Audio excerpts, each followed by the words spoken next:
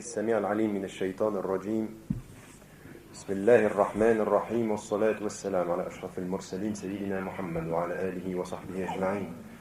ونعوذ بالله من شرور أنفسنا ومن سيئات أعمالنا، من يهدي الله فهو المهتد ومن يضلل فلن تجد له وليا مرشدا. ونشهد أن لا إله إلا الله وحده لا شريك له، ونشهد أن محمدا عبده ورسوله.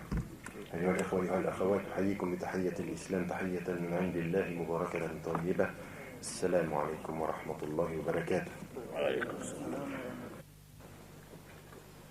Bien, on vous a dit, on vous a prévenu, on vous a rappelé que la fatigue pouvait avoir une influence ce soir. Eh bien, je vais vous dire immédiatement que le sujet est tellement important que je sais à quelle heure je commence, mais le sujet est important, je ne sais pas à quelle heure je finirai. Donc, et je vous demande de ce point de vue-là d'avoir l'attention nécessaire à un sujet qui me paraît très important, important pour l'islam, important pour les musulmans et les musulmanes, et important pour votre pays. Alors, immédiatement, vous m'avez posé la question, et le sujet c'est vous qui l'avez choisi, chères sœurs, c'est celui de la question du militantisme des femmes. Et c'est une question qui est importante parce que souvent, la façon dont on pose la question est une façon de montrer comment on aborde le problème. Et j'étais très content de voir, parce que j'ai eu un peu peur pendant les 2 jours qui ont précédé, qu'on annonce une conférence pour les femmes et que nos frères ne soient pas là. Et donc je suis très heureux de voir que la moitié de l'assistance est une présence masculine, une présence fraternelle, parce que c'est un sujet qui nous intéresse tous. Tant il est vrai que si, comme l'a rappelé Fouad tout à l'heure, la question de la femme s'est souvent posée en Occident dans un débat de la femme contre l'homme. Aujourd'hui, dans nos sociétés, c'est l'homme et la femme pour les droits de la femme au nom de ce que la révélation d'Allah subhanahu wa ta'ala nous demande de réaliser. C'est ensemble que nous avons à relever ce défi, non pas les uns contre les autres. Et donc, il est particulièrement important que nous soyons tous au fait de cette question de la femme pour pouvoir ensemble nous engager à défendre les droits de la femme, la réalité de sa position sociale telle que le Coran et la tradition du prophète sallallahu alayhi wa sallam nous l'enseignent, et non pas comme nos sociétés ont parfois eu tendance à la réaliser. Parce que vous le savez tous, mais encore au-delà du fait de le savoir, il faut réagir à cela, entre ce que l'islam nous demande et ce que la société, et ce que nous produisons comme société, il y a un océan de différence. L'islam n'est pas ce qu'aujourd'hui nous en faisons, et en particulier pour la question de la femme. Donc je suis particulièrement heureux de traiter ce sujet, parce que ce sujet nous met directement en face d'une responsabilité majeure. Nous pouvons tous nous asseoir et dire, avec beaucoup d'aisance, l'islam est la dernière des révélations révélées, et c'est vrai. L'islam est pour nous la lumière et la vérité, et c'est vrai. L'islam est pour nous le chemin et le sens de toute notre vie, et c'est vrai. Mais dire ceci ne suffit pas, encore faut-il regarder la réalité en face et savoir que ce que nous produisons aujourd'hui comme société, au niveau islamique, comme au niveau des relations que nous avons entre les hommes et les femmes, comme au niveau également de la non-discrimination naturellement donnée normalement en islam, eh bien, le travail qui doit être fait est phénoménal. Je ne dirais pas qu'il est important, je dirais qu'il est phénoménal. Les processus de réforme qui doivent intervenir dans nos sociétés aujourd'hui pour redonner la place qui lui est due à la femme et le droit qui est le sien demandent et exigent de chacun qu'il en fasse une de ses priorités. Pourquoi une de ses priorités ? Parce que l'on sait aujourd'hui, tous les paramètres sur le plan social et économique le montrent, qu'une société qui se développe, une société qui prend son destin en main, y associe en permanence les femmes. Dans toutes les statistiques concernant le développement, les femmes sont en avance sur le travail de développement qu'elles font. Et quand une tâche leur est donnée, elles sont souvent celles qui la réalisent le mieux. Au sud du Sénégal, sur des champs qui ont été octroyés à des paysans, c'est un chiffre phénoménal qui vous fait réfléchir. Quand il a été donné des champs, les champs dont s'occupaient les femmes étaient 3 fois plus productifs que ceux qui étaient donnés aux hommes. 3 fois plus. Et donc ça veut dire qu'aujourd'hui, c'est une réalité d'un engagement sur lequel les chiffres sont clairs.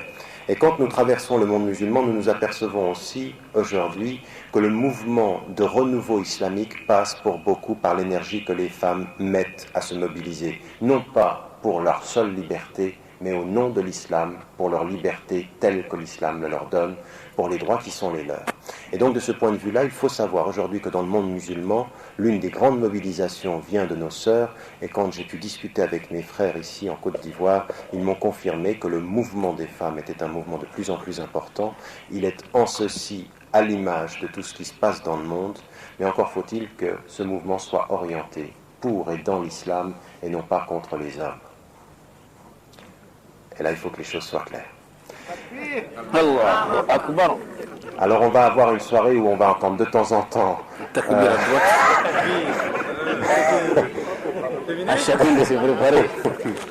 alors je sais bien qu'on va avoir de temps en temps des satisfactions d'un côté et de l'autre. Toujours est-il que pour ce qui nous concerne, il faut qu'ensemble nous développions cette question. Je vous propose donc une réflexion en 3 moments. Le premier moment qui me paraît incontournable, c'est le moment où on va revenir aux sources. Pour avant de se poser la question de savoir quel est strictement le militantisme de la femme aujourd'hui, avoir une image beaucoup plus claire de ce qu'est la femme en islam et de son rôle plus généralement. Et non pas immédiatement entrer dans une revendication militante sans savoir et sans connaître la réalité de l'identité de la femme et de son rôle dans ce que l'islam dit.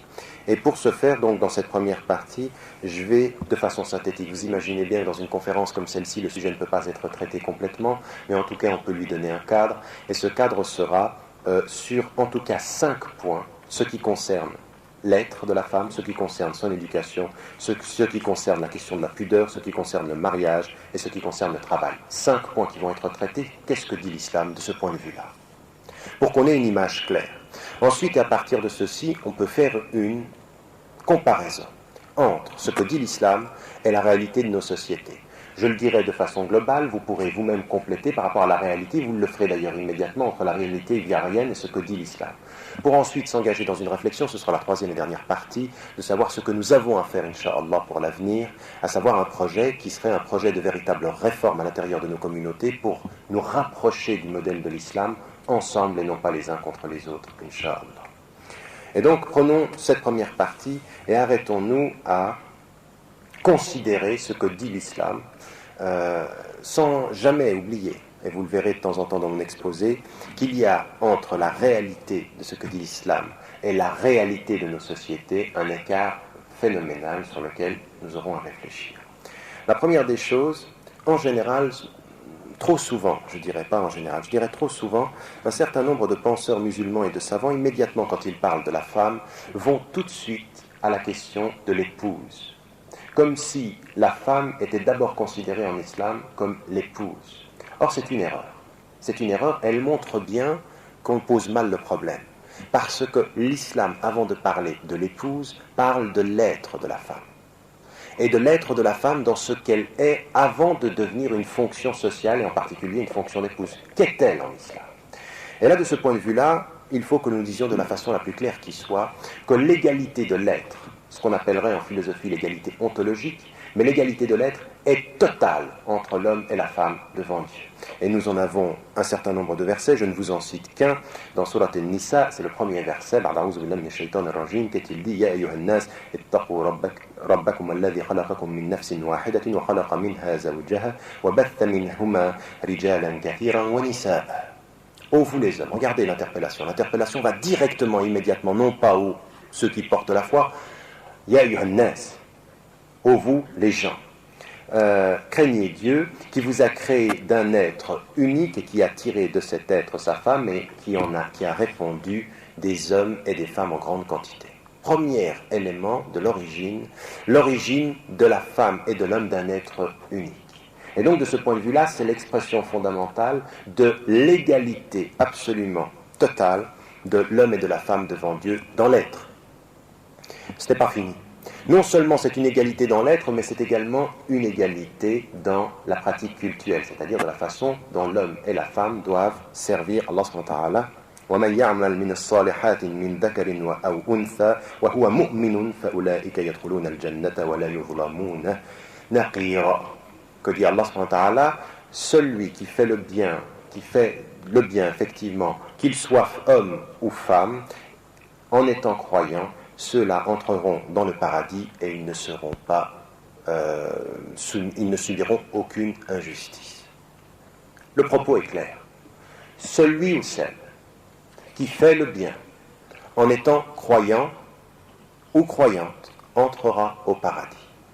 Donc de ce point de vue-là, même si certains sont allés chercher parfois quelques hadiths qu'ils ont tirés dans le détail en oubliant la globalité, le Coran, comme le prophète ﷺ nous enseigne de la façon la plus claire, que nous sommes dans une égalité totale dans nos devoirs et nos responsabilités devant Allah subhanahu wa ta'ala, immédiatement dans la relation. Donc la relation qu'une femme a avec Dieu, comme la relation qu'un homme a avec Dieu, elle est exactement la même. Nous n'avons pas cette expression, et nous en parlerons également tout à l'heure, même de la vision, dont parlait d'ailleurs tout à l'heure le frère Fouad, de la vision biblique qui serait de mettre en évidence que la femme a été tentée parce qu'elle était plus faible et qu'elle a elle-même à son tour tenté Adam alayhi salam. Cette histoire, elle n'apparaît pas dans le Coran, et en particulier le verbe qui est utilisé ici, c'est les deux, le duel, c'est l'homme et la femme. Et si on regarde toutes les occurrences de l'histoire d'Adam alayhi salam, on a beaucoup plus l'impression, et c'est ce qu'ont mis certains nombres de savants, que c'est l'homme qui a été d'abord tenté et non pas la femme. Donc toute l'histoire biblique d'une femme tentatrice qui tenterait l'homme et qui a amené le péché originel ne revient pas dans le Coran, même si l'expression de la faute originelle arrive parce qu'ils ont désobéi à Allah subhanahu wa ta'ala en s'approchant de l'arbre duquel ils ne devaient pas s'approcher, eh bien apparaît dans le Coran, mais pas du tout de la même façon. Trois choses diffèrent. Première des choses, ce n'est pas la femme qui tente l'homme. Deuxième élément qui apparaît également comme étant fondamentalement différent, c'est que les deux, le duel met en évidence le fait que les deux sont engagés dans ce processus de désobéissance. Et ce qui apparaît de façon beaucoup plus importante également, c'est que Allah subhanahu wa ta'ala leur pardonne. Il n'y a pas de péché originel en islam, de faute qui serait due à la femme. Et si vous aviez connaissance plus profondément de ce que dit la littérature française ou la philosophie sur cette histoire-là, vous verriez que la femme en Occident a souvent été entachée du mal à cause de cette histoire du péché originel. Et que dans l'islam, ça n'existe pas. Le péché originel n'existe pas, la faute de la femme n'existe pas. Nous sommes à égalité responsables de nos actes et responsables de nos actions sur le plan général, comme nous sommes responsables également du culte que nous devons à Dieu. Tout le monde, chacun d'entre nous doit faire la prière de la même façon, doit réaliser son jeûne avec les spécificités qui sont liées à l'organisme, au physique, en période d'indisposition par exemple, cela est connu. Raison pour laquelle nous trouvons dans le Coran également Innal muslimin wal muslimat wal mu'minin wal mu'minat wal qanitin wal qanitat was sabirin was sabirat, des formules qui mettent en évidence quoi? Exactement le même dispositif d'égalité.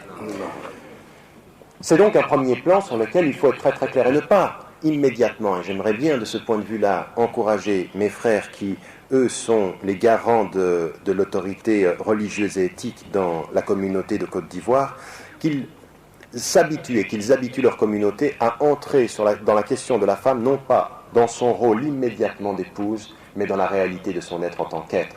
Pourquoi? Parce que quand on parle d'un être avant de parler sa fonction, on montre non seulement qu'on a compris la révélation, mais on respecte l'être au-delà uniquement de sa fonction. Et ce n'est pas rien de respecter l'être dans sa fonction parce que c'est le message essentiel de l'islam. On ne peut pas d'un côté dire « Regardez ce que vous avez dit dans la Bible sur les femmes » en disant « Vous vous dites qu'elle est la responsable du péché originel, alors on se réjouit de ne pas être sur le même plan que cette image de la femme, mais en même temps quand nous on parle de nos épouses, on les cantonne d'abord dans leur fonction d'épouse avant de considérer la fonction fondamentale qu'Allah subhanahu wa ta'ala a décidé avant même que nous en ayons le choix. Elles sont des êtres à respecter dans leur être, qui agissent comme des êtres, qui portent la foi et qui réalisent l'acte de foi comme chacun d'entre nous. C'est important parce qu'ensuite on va comprendre ce qu'est cette fonction sociale et même la fonction du voile ou la fonction de la pudeur dans la société islamique. On y reviendra tout de suite. Deuxième point, l'éducation.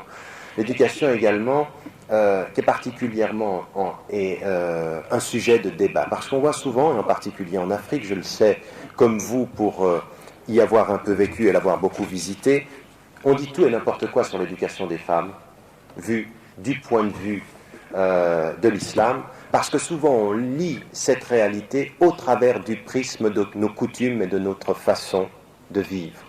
Or, il faut faire la différence. Une chose est la façon dont, de façon ancestrale, nous avons vécu. Une chose est ce que dit l'islam. Et l'islam est un facteur dans les sociétés, toutes les sociétés, un facteur de libération. Ce n'est pas un facteur c'est un facteur de libération par les principes, non pas un facteur d'enracinement d'une discrimination. Jamais. Jamais il n'est venu pour enraciner une discrimination. Il y a des choses qui sont claires en islam. Et si une société qui ancestralement pouvait être discriminatoire au lieu des femmes, l'islam, dans ses principes, est venu pour la libérer. Le premier élément, vous le savez, c'est qu'à l'époque du prophète, alayhi wassalam, et même avant même que vienne la révélation, qu'y avait-il? On enterrait les jeunes filles vivantes. Et vous avez la formule quand la jeune fille enterrée vivante se demandera au nom de quel mal elle a été tuée et enterrée vivante. Elle a été tuée. Eh bien ça, c'est le début de la révélation. Quand l'islam apparaît, c'est effectivement une pratique coutumière chez les Arabes. Ils n'aiment pas être les parents de jeunes filles. Ils considèrent que c'est une honte. Et le Coran, première étape, va suivre un processus de libération et d'affirmation des droits de la femme qui va du fait de cesser la tuerie au fait d'imposer l'éducation. De cesser la tuerie à imposer l'éducation. 3 exemples. Le premier des exemples, effectivement, c'est celui-ci, le fait de cesser l'enterrement vivant. Le deuxième exemple, c'est une parole du prophète. Que dit-il?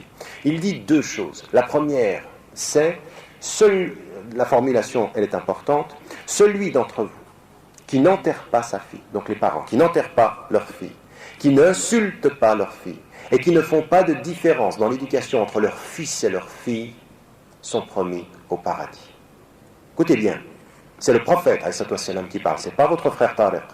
Et les prophètes, ça c'est Sahih al-Bukhari, qui dit, celui d'entre vous qui ne tue pas sa fille, qui ne l'insulte pas, et qui ne fait pas de différence dans l'éducation entre sa fille et son fils, le paradis lui est promis. Donc c'est vraiment une formule fondamentalement importante. Comme il dit également, la demande de la connaissance est une obligation pour tout musulman et toute musulmane. Donc il met l'objectif de la connaissance comme étant l'obligation pour la femme comme pour l'homme, mais en même temps il met en évidence la nécessité de l'éducation. Le prophète dit également, dans un hadith également sahih, Man ala jariyatayn hatta tablugha fa yawm al-qiyamati ana wa huwa kahatayn. Et il a montré ses 2 doigts. Qui éduque des jeunes filles, 2 jeunes filles, jusqu'à ce qu'elles atteignent leur puberté, il est le jour du jugement dernier avec moi comme les 2 doigts de cette main. Celui qui éduque donc 2 jeunes filles, qui sont ses enfants, jusqu'à ce qu'elles atteignent la puberté, il se retrouve avec qui? Avec le prophète Muhammad ibn Abdillah sallallahu alayhi wa sallam, le jour du jugement dernier au paradis le plus haut. C'est dire l'orientation fondamentale de l'égalité de l'éducation et de la nécessité de faire en sorte que cette éducation soit promue pour tout le monde. Et quand je dis ceci, je n'oublie pas la question que vous m'avez posée, à savoir le militantisme de la femme. Parce que le début du militantisme de la femme, c'est de faire respecter son être, on y reviendra, mais de s'appuyer sur une véritable indication. Le militantisme commence et il suit exactement le cheminement de ce que je suis en train de tracer, de l'être à l'éducation.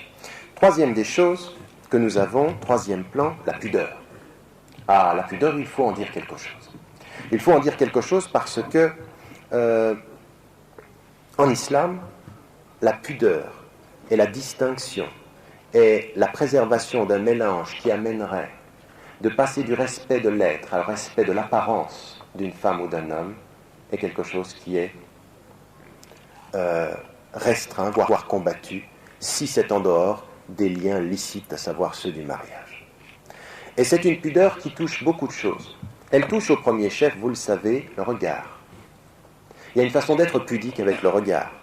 On y reviendra. Il y a une façon d'être pudique avec son comportement. Il y a une façon d'être pudique avec ses vêtements. Et dans l'ordre, nous dirions être pudique avec son regard, être pudique par ses vêtements, être pudique par son comportement. Et chaque fois, on va dans quelque chose qui est un peu plus approfondi. Mais pour les 2 d'ailleurs, et on va voir pourquoi. Le prophète a dit « Inna mimma adraka an-nasu min kalam an-nubuwwati al-ula idha lam tastahi fasna' ma shi'ta » Parmi les propos que les hommes ont retenus provenant des prophéties précédentes, des premières prophéties, il y a ceci: si tu n'as pas de pudeur, si tu n'as pas de crainte pudique, fais ce qu'il te plaît. Au sens de, tu vas faire n'importe quoi. La pudeur est un des enseignements fondamentaux de l'islam. La pudeur dans la préservation de son regard. La pudeur dans la préservation de sa tenue vestimentaire, comme la pudeur de ce comportement. Parce qu'on peut être habillé pudiquement et se comporter de façon impudique, vous le savez. Il ne suffit pas d'avoir un vêtement de pudeur pour avoir atteint un niveau de pudeur dans le comportement. Et donc dans cette perspective-là, raison pour laquelle, au niveau du regard, que nous dit le Coran,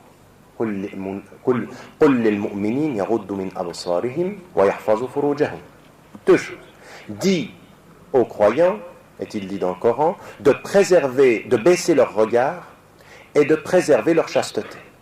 Donc deux choses, le regard et de ce point de vue-là, effectivement, la dimension de se préserver au niveau du comportement, sa sexualité et sa chasteté. Les savants ont mis en évidence une chose qui est très très intéressante aussi. Dit aux croyants de baisser min absarihim, en arabe c'est une partie de leur regard. Ah, et ça c'est intéressant. Parce que certains ont pris la formule totalement. C'est-à-dire que vous verrez des frères, et vous avez des sociétés, où on ne peut même pas se regarder. C'est-à-dire ils ne regardent même pas les femmes, et ils ont développé une société, certains peuvent être choqués de cela, où le regard seul le regard, quand vous lui demandez quelque chose ou quand vous lui parlez, c'est déjà trop. Et d'autres ont dit, mais c'est pas de cela qu'il s'agit. Min absarihim, c'est-à-dire quelque chose du regard. Lequel? C'est quand ça ne devient pas clair dans ce que tu cherches avec ton regard. Et qui le sait ça? Dieu. Après Dieu, toi. Tu sais très bien si tu n'es pas clair. Non mais les sœurs sourient en pensant que c'est que pour les frères. Il y a la même chose dans le verset qui suit. قل للمؤمنات يغضضن من أبصارهم ويحفظن من فروجهن. Donc ويحفظن فروجهم صح بارك الله فيك يغضضن من أبصارهم ويحفظن فروجهم. Donc ici ce qui est mis en évidence dit aux croyants de la même façon de préserver de leur regard et de préserver également leur chasteté.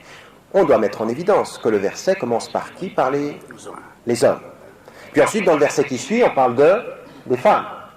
Et parfois on a l'impression que les hommes, ils ne voient que le deuxième verset. Pourquoi? Parce que dans le deuxième verset, il y a quelque chose qui va se compléter. وَلَا يُبْدِينَ زِينَتَهُنَّ إِلَّا مَا ظَهَرَ مِنْهَا وَلْيَضْرِبْنَ بِخُمُرِهِنَّ عَلَى جُيُوبِهِنَّ. Quelque chose est à rajouter dans le verset ici qui concerne les femmes, et qui est mis en évidence, et qu'elles ne montrent de leurs atours que ce qui en apparaît, et qu'elles rabattent sur elles-mêmes leur voile, ou leur voile, on va le traduire de cette façon-là pour faire court. Qu'est-ce qui est mis en évidence dans la différence de ces deux versets? C'est que la pudeur, c'est d'abord quelque chose qui part du cœur. Pourquoi? Parce que quand il est question des hommes, il est mis en évidence ici une chose. Qu'est-ce qui est mis en évidence pour les hommes? Regardez, qu'on s'arrête un tout petit peu. Allah subhanahu wa ta'ala dit, ceci est plus pur pour eux. Pour qui? Les hommes, on parle des hommes ici. Et il est dit, et Dieu sait bien ce qu'ils font. Qui? Les hommes. À quel niveau? Puisque les hommes, on parle de leur regard et de leur chasteté, Allah subhanahu wa ta'ala, il dit, il n'y a pas de spécificité qui se rajoute à la tenue vestimentaire, si ce n'est celle, effectivement, on va en parler de la pudeur, mais en disant, Allah subhanahu wa ta'ala sait très bien ce qu'ils font. À quel niveau? À l'intérieur de leur cœur, comme avec leur corps. Et que la pudeur, elle commence par une bonne disposition du cœur. Tu préserves ton regard quand ton cœur est sain et se souvient de Dieu. Mais il faut préserver son regard avec beaucoup de conscience. Raison pour laquelle le prophète, quand Ali karramallahu wajha, lui avait demandé ce qu'il en était quand il regardait les femmes, il lui dit, la première, tu ne peux pas faire autrement, mais la deuxième, tu deviens responsable. C'est-à-dire que quand tu vois une femme pour la première fois, tu peux pas, c'est la première fois. Tu n'es pas maître de ça. C'est ce que tu fais la deuxième fois qui compte. Est-ce que tu baisses ton regard et puis c'est fini? Ou est-ce que vous voyez ce que je veux dire? Je crois que vous voyez bien. Donc en l'occurrence, le prophète dit la première tu ne peux pas, mais la deuxième tu maîtrises. Et tu peux ne maîtriser ton regard que quand tu as le cœur qui se souvient de Dieu. Parce que si tu oublies Dieu, tu perds ton regard. Et tu seras attiré. Pour ce qui concerne les femmes, il est mis en évidence, effectivement, et c'est l'un des versets sur lesquels s'arrêtent les savants, pour mettre en évidence que par rapport à ce qui est dit, il y a la même chose, mais avec un supplément qui est lié à deux choses. La première des choses, c'est effectivement le fait de se couvrir le corps avec des vêtements qui ne doivent être ni transparents ni moulants. La yasif wa la yashif. C'est-à-dire effectivement qui ne montrent pas. Pourquoi ceci? Et pourquoi est-ce qu'on peut comprendre qu'il est demandé aux femmes par rapport à la tenue vestimentaire et qui va jusqu'au fait de rabattre leur voile? Et immédiatement, quand ils ont reçu ces versets, les épouses et les femmes qui étaient dans la compagnie du prophète sont allées se couvrir d'un voile. Pourquoi? C'est l'expression de la pudeur telle qu'elle est demandée dans le Coran et qui est considérée par l'ensemble des savants comme une obligation. Mais attention, une obligation qui n'est pas et qui ne peut pas faire l'objet d'une contrainte. Pourquoi? Parce que ça vient du cœur. C'est une démarche que l'on doit apprendre par le cœur. Il a fallu 15 ans pour que ce verset soit révélé. 15 ans. 15 ans d'éducation spirituelle pour qu'on comprenne le sens du voile. Mais qu'est-ce que dit ce voile en fait? Quelque chose que des savants ont mis en évidence et qui est vrai. En disant, s'il est demandé à la femme de se protéger dans son apparence, c'est qu'en fait la faiblesse n'est pas chez elle. C'est l'expression de la pudeur telle qu'elle est demandée dans le Coran et qui est considérée par l'ensemble des savants comme une obligation, mais attention, une obligation qui n'est pas et qui ne peut pas faire l'objet d'une contrainte. Pourquoi? Parce que ça vient du cœur, c'est une démarche que l'on doit apprendre par le cœur. Il a fallu 15 ans pour que ce verset soit révélé. 15 ans. 15 ans d'éducation spirituelle pour qu'on comprenne le sens du voile. Mais qu'est-ce que dit ce voile en fait? Quelque chose que des savants ont mis en évidence et qui est vrai. En disant, s'il est demandé à la femme de se protéger dans son apparence, c'est qu'en fait la faiblesse n'est pas chez elle. La faiblesse, elle est chez l'homme. C'est lui qui a beaucoup plus de difficultés à préserver son regard, et elle dit deux choses, la femme, de ce point de vue-là à l'homme. Elle lui dit, écoute-moi bien, devant Dieu, en respectant ce verset, je t'impose de me considérer comme un être dans mon cœur, et non pas comme un corps dans mon apparence. Tu ne t'arrêtes pas à mon corps, tu dois respecter mon être. Et c'est pour ça que je m'habille de cette façon-là. Et la deuxième des choses, c'est d'envoyer un message très clair. C'est parce que Dieu sait que nous sommes faibles qu'il a fait en sorte qu'il fallait montrer par le vêtement la nécessité de les renvoyer à la force de la foi. Parce que la réalité, c'est que les êtres humains, les hommes, de ce point de vue-là, ont une faiblesse qu'Allah compense par cette tenue vestimentaire. En disant une chose à laquelle on doit réfléchir. Le regard que les hommes portent sur les femmes est différent du regard que les femmes portent sur l'homme au niveau du corps et de l'esthétique. Et ça, je le dis en Europe comme je le dis en permanence, il y en a qui disent non, c'est pas vrai, on peut discuter. Mais la réalité, elle se montre quand même. Tout ce qui se fait aujourd'hui comme production sur le corps utilise la femme. Pourquoi en Occident? Parce qu'il y a quelque chose de particulier, qu'il y a quelque chose qui effectivement répond à la nature. Ça, c'est une réalité. Il ne faut pas qu'on commence à se raconter des histoires. Il y en a qui le nient, mais la réalité le montre. Regardez le monde. Quand il y a beaucoup de liberté sur le plan du corps et de la sexualité, qui est-ce qu'on met en avant dans son corps? L'homme? Mais non, d'abord la femme. Pourquoi? Parce que c'est le regard de l'homme qui est particulier. Raison pour laquelle ici, on a cette injonction particulière. Comme également l'autre verset de Surat An-Nur, يا أيها النبي قل لأزواجك وبناتك ونساء المؤمنين يدنين عليهن من جلابيبهن ذلك أدنى أن يعرفن فلا يؤذين. C'est la sourate c'est l'autre sourate l'autre verset sur laquelle se reposent les savants pour mettre en évidence une chose, que le voile, justement, rabattre sur elles leur voile, c'est la meilleure façon pour elles de se faire reconnaître, au sens de se faire reconnaître comme étant des êtres de piété et de pudeur, aussi avec l'histoire que quand elles allaient prier ou quand elles se déplaçaient la nuit, elles étaient perturbées, gênées par des gens qui venaient sur la route et qui gênaient les femmes qui pouvaient se déplacer. Et là, le Coran apporte cet élément-là. Sur la base de ces deux versets, avec lesquels il faut ajouter le hadith célèbre du prophète qui, voyant passer Asma devant lui dit « Ô Asma, il ne convient d'une femme quand elle a atteint la puberté qu'on ne voit d'elle que son visage et ses mains. Des savants ont mis en évidence que ce hadith est mursal, c'est-à-dire qu'il a un degré d'authenticité qui est moindre. En fait, dans la réalité, d'autres savants sont venus mettre en évidence que si ce hadith-là est de ce degré-là, d'une authenticité qui peut être moindre, on l'appelle mursal, d'autres voix et d'autres hadiths viennent le confirmer. Et en particulier, celui qui est le plus sévère en matière de hadith à notre époque, Al-Albani, qui lui va beaucoup plus loin parce que lui dit donc ce hadith est vrai, et malgré ceci, dans sa discussion sur le hijab, lui il dit Ufaddilu al-khimar, c'est-à-dire que que lui, de son point de vue, le fait de ne voir que les yeux et de couvrir même le visage est mieux pour lui. Mais malgré ceci, il s'oblige, avec beaucoup d'honnêteté, à dire ce hadith il est vrai, on ne peut pas dire qu'il n'est pas authentique. Donc celles qui se couvrent entièrement et qui laissent le visage et qui laissent les mains agissent dans la tradition islamique. Il y a d'autres opinions qui sont beaucoup plus minoritaires en islam, qui vont jusqu'au niqab, c'est-à-dire le fait de ne voir que les yeux. Ils s'appuient sur des versets et des interprétations. On ne dira pas qu'ils sont dans les erreurs, on respectera, mais on demandera à ceux qui vont jusque-là de ne pas dire que les femmes qui n'y vont pas ne respectent pas l'islam, puisqu'on a les sources et les références. Donc de ce point de vue-là, c'est important.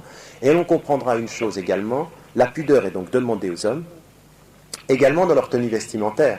Et moi, je suis très surpris parfois de voir que des hommes pensent que tout est sur la femme et qu'eux ne doivent pas faire attention à leur pudeur, même vestimentaire et même comportementale. Et on voit tout de suite, d'ailleurs, un frère qui n'est pas complètement clair dans son comportement. Ses yeux ne sont pas maîtrisés, son comportement n'est pas clair, sa façon de parler ne l'est pas. Et parmi ceux-ci, dit le prophète, il y a une autre chose sur laquelle je n'ai pas insisté, la voix. Alors certains sont allés très très loin sur la base de hadiths qui ne sont pas considérés comme authentiques en disant Sawtul mar'a awra, en disant la voix de la femme est quelque chose qui ne doit pas être dit. Ils sont allés très très loin. Et vous avez dans certains villages de certains pays, des femmes qui, pour pouvoir aller acheter quelque chose, disent à son mari, qui lui dit ce qu'elle veut, elle lui parle qu'à lui. Ceci est considéré par la majorité des savants comme n'étant pas un principe islamique. Et il y en a qui vont très très loin de ce point de vue-là. Il reste quand même que tous ceux qui ont dit que la voix de la femme n'était pas du tout considérée comme quelque chose qu'elle ne devait pas utiliser en public. Donc on a le droit de parler, on a le droit de parler comme vous venez de le faire en public, donc il n'y a pas de problème pour la majorité des savants. Tous mettent en évidence une chose, attention à la façon dont tu utilises ta voix. Parce qu'on voit tout à fait qu'il y a certaines personnes, que des femmes ou des hommes, manquent de pudeur dans la façon dont ils ont de parler. Parce qu'ils en jouent. Et que là tous les savants disent, tu peux parler, mais il ne faut pas commencer à jouer avec la voix. Et ça, c'est le principe de pudeur, c'était le troisième principe que je pense qu'il est important de rappeler. Dans le mariage, maintenant, c'est le quatrième point. Alors, dans le mariage, c'est celui sur lequel nous allons rester un tout petit peu, tout en essayant d'être synthétique. Vous connaissez, dans Surat al-Rum, des Romains, le verset qui met très clairement les choses en place. وَمِنْ آيَاتِهِ أَنْ خَلَقَ لَكُم مِّنْ أَنفُسِكُمْ أَزْوَاجًا لِتَسْكُنُوا إِلَيْهَا وَجَعَلَ بَيْنَكُم مَّوَدَّةً وَرَحْمَةً. Allah subhanahu wa ta'ala nous dit la chose suivante, et parmi ces signes, il a créé de vous, tiré de vous des épouses pour que vous reposiez auprès d'elles, et il a établi entre vous l'affection, la miséricorde et la tendresse. Il y a certes en cela des signes pour un peuple qui réfléchit. Donc, que nous est-il d'ici? J'aimerais simplement vous rappeler que Surat al-Rum, ce verset-là, est le dernier verset révélé concernant les femmes et leurs relations avec les hommes. Et nous savons une chose, c'est qu'un dernier verset, ce n'est jamais un hasard dans le Coran. Toute personne qui a, de ce point de vue-là, fait des études islamiques sait que d'un point de vue pédagogique, il y a les premiers versets qui mettent en évidence le fait qu'on ne doit pas tuer les jeunes femmes, et il y a le dernier verset qui, dans le sens du mariage, dit « Attention, parmi ces signes, attention, quand Allah s.w.t. nous dit « wa min ayatihi », c'est-à-dire que un des signes que Dieu nous a créés, c'est ça que ça veut dire. Un des signes qu'il a créé l'humanité, quel est-il? Le fait qu'il a mis un homme et une femme, il a tiré des épouses, et dans cette relation qu'a-t-il mis? C'est un de ces signes. Il a mis quoi? La tendresse, la miséricorde et quoi? Et l'affection. mawaddatan wa rahma, de l'affection et de la miséricorde. C'est un de ces signes. C'est un des signes quand on est deux êtres dans un mariage à éprouver l'un pour l'autre de l'affection et de la tendresse. Mais regardez ce que ça veut dire, parce que ça, il faut le méditer, pas l'oublier. Ce n'est pas simplement quelque chose de naturel que l'on sent, c'est un signe qui nous rappelle Dieu. À un moment donné, de s'arrêter et de penser que l'amour que j'ai pour mon mari, que l'amour que j'ai pour ma femme, c'est un signe que Dieu a créé l'humanité. Essayez de réfléchir à la profondeur de ce que ça veut dire. C'est le dernier verset révélé concernant cette situation-là. Et parfois on oublie ceci et on néglige l'affection qu'il y a entre nous. Et on néglige ces sentiments-là. Et pourtant ici il s'agit bien de mawadda. C'est une dimension affective. Et quand il y a un signe de Dieu, est-ce qu'on a le droit de le négliger? En d'autres termes, je vous pose une question claire. Est-ce qu'on a le droit de négliger ce qui va préserver l'affection dans le couple quand c'est un signe de Dieu? On ne peut pas. Au contraire, on va faire en sorte de pouvoir en parler et surtout rajouter à cette compréhension-là. Et puis, dans cette dimension du mariage, il a donc établi une première chose. La rencontre entre deux êtres. J'ai bien parlé des êtres au début de cette conférence. Et en disant la rencontre de deux êtres, c'est la rencontre affective et pleine de pardon et de générosité l'un vis-à-vis de l'autre. Et dans cela, il y a un signe. Et il y a même plus. Il y a même plus parce que de ce point de vue-là, Allah subhanahu wa ta'ala nous dit « Hunna libasun lakum wa antum libasun lahun » Allah subhanahu wa ta'ala, qu'est-ce qu'il nous dit? Elles sont un vêtement pour vous et vous êtes un vêtement pour elles. Et là, il faut encore quelque chose qui doit être médité. Qu'est-ce que ça veut dire, elles sont un vêtement pour vous? À quoi sert un vêtement? Un vêtement, ça sert à protéger, n'est-ce pas? Ça sert à protéger des regards comme ça sert à protéger de l'extérieur. Et Allah subhanahu wa ta'ala nous dit des femmes, et donc de nos épouses, comme des maris, qu'ils sont l'un pour l'autre une protection. Mais par rapport à quoi? D'abord, bien entendu, par rapport à sa foi. L'autre, quand il est présent dans l'espace du mariage, protège et fait en sorte que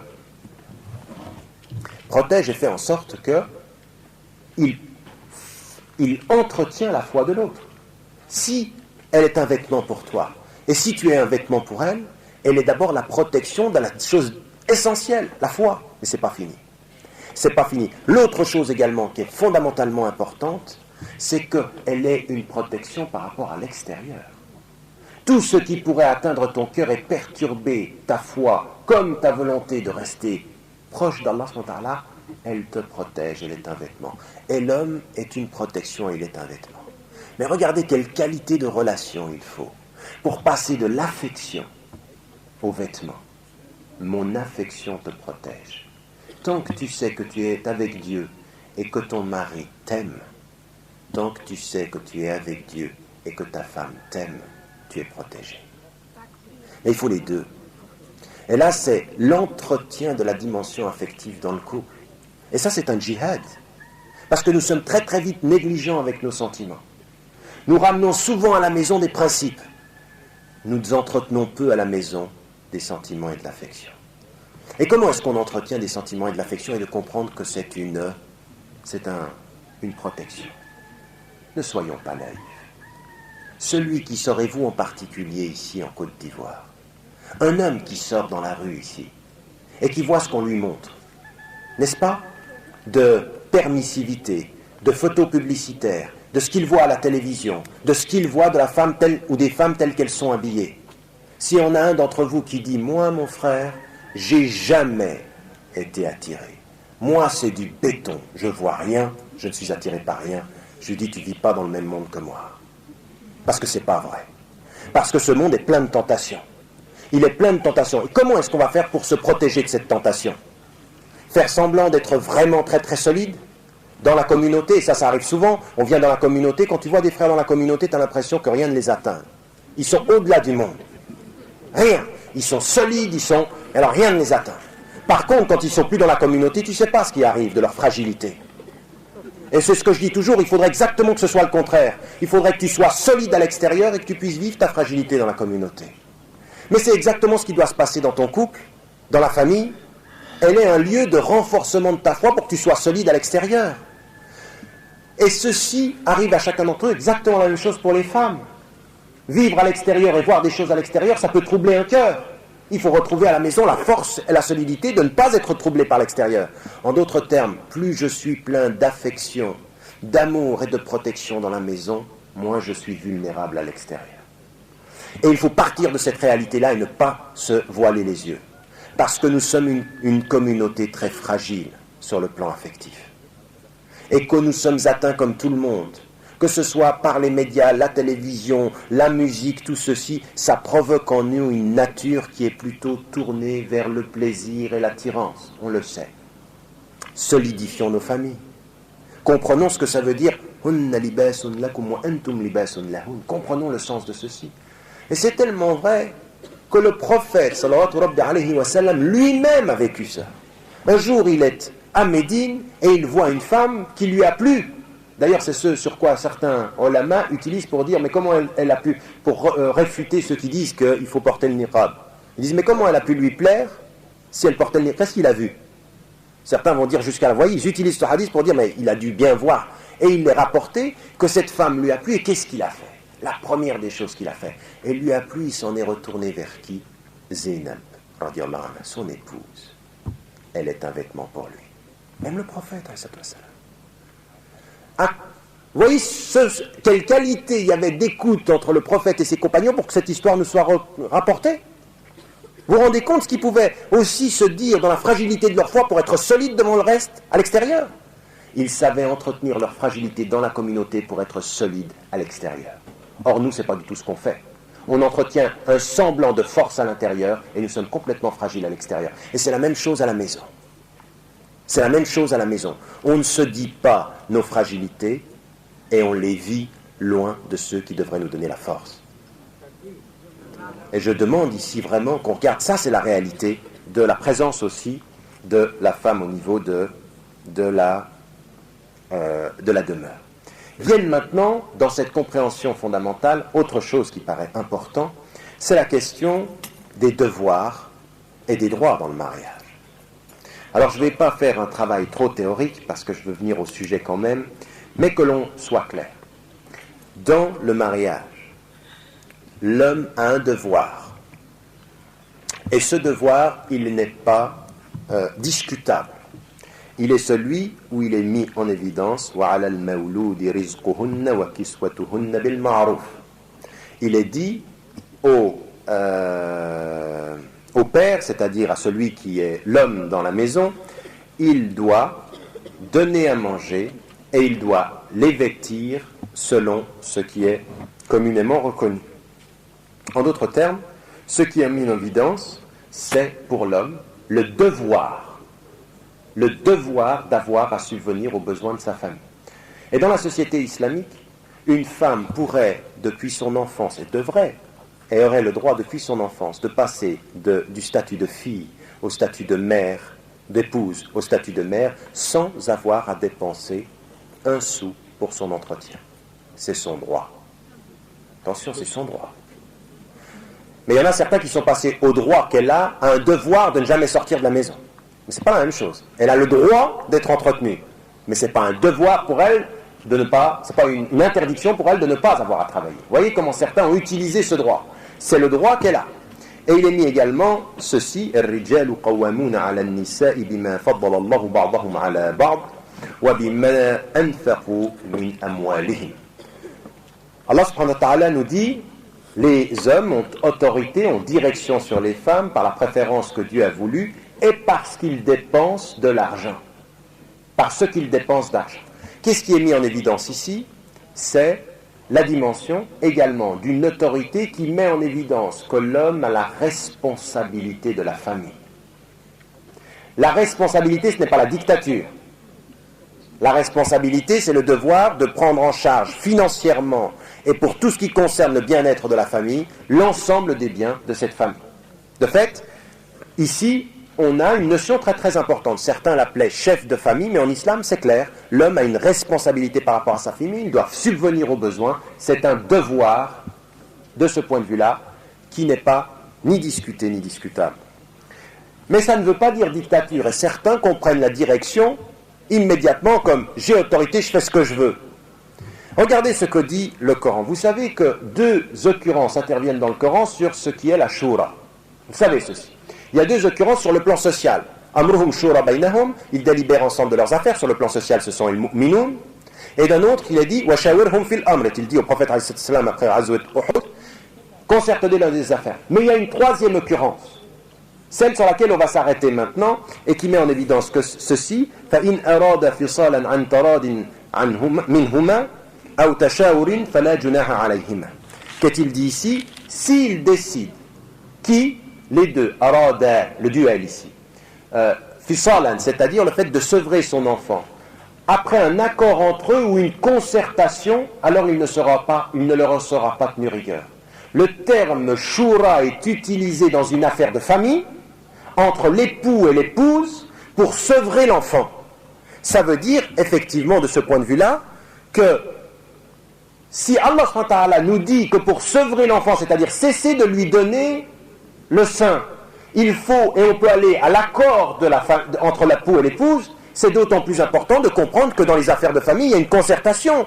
Oui, il y a direction dans la responsabilité, mais il y a concertation jusqu'au fait de sevrer l'enfant, qui est quand même une chose qui est tashawur, c'est-à-dire la concertation. Il y en a qui ont compris la responsabilité de famille, il n'y a que moi qui décide, c'est moi le chef. Non, tu as la responsabilité de la famille, mais dans la famille, on se concerte parce qu'il y a des décisions qu'il faut prendre ensemble dans la famille. Même si, effectivement, il y a une responsabilité qui est la tienne, ne passe pas de la responsabilité à la dictature, mais de la responsabilité à la concertation. Et ça, c'est une chose, effectivement, qui est importante et qui met en évidence le dialogue. Et malheureusement, vous le savez, la qualité du dialogue dans les couples aujourd'hui et dans les familles est véritablement extrêmement déficitaire. On discute peu.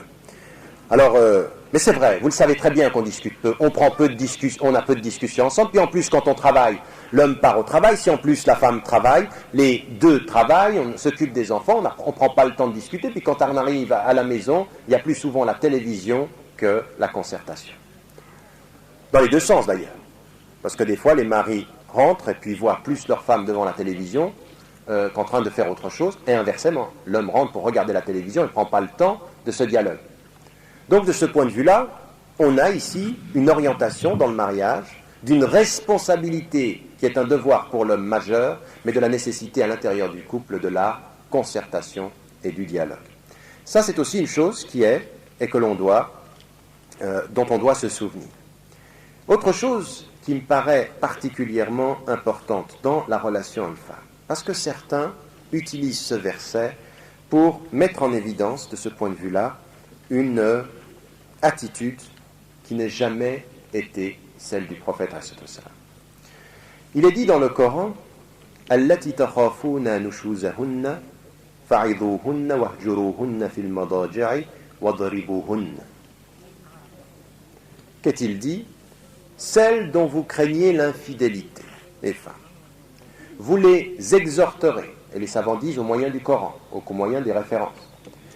Et si ça ne va pas, donc en l'occurrence, vous les exilerez dans le lit, c'est-à-dire que vous mettrez à distance, et vous les frapperez. Alors ce verset existe dans le Coran.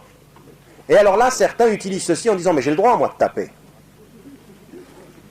En mettant en évidence, parce que je vais en dire un mot, la réalité de la violence dans les couples de musulmans et de musulmanes est une chose contre laquelle il faut lutter et de la plus grande et la plus rapide des urgences. Il y a une violence aujourd'hui qui n'est pas défendue par l'islam.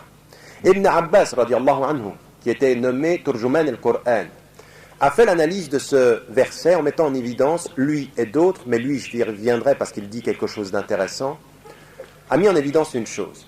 À l'époque de la vie du prophète, il n'y avait pas d'exhortation. L'homme insatisfait de son épouse passait très très rapidement au fait de frapper.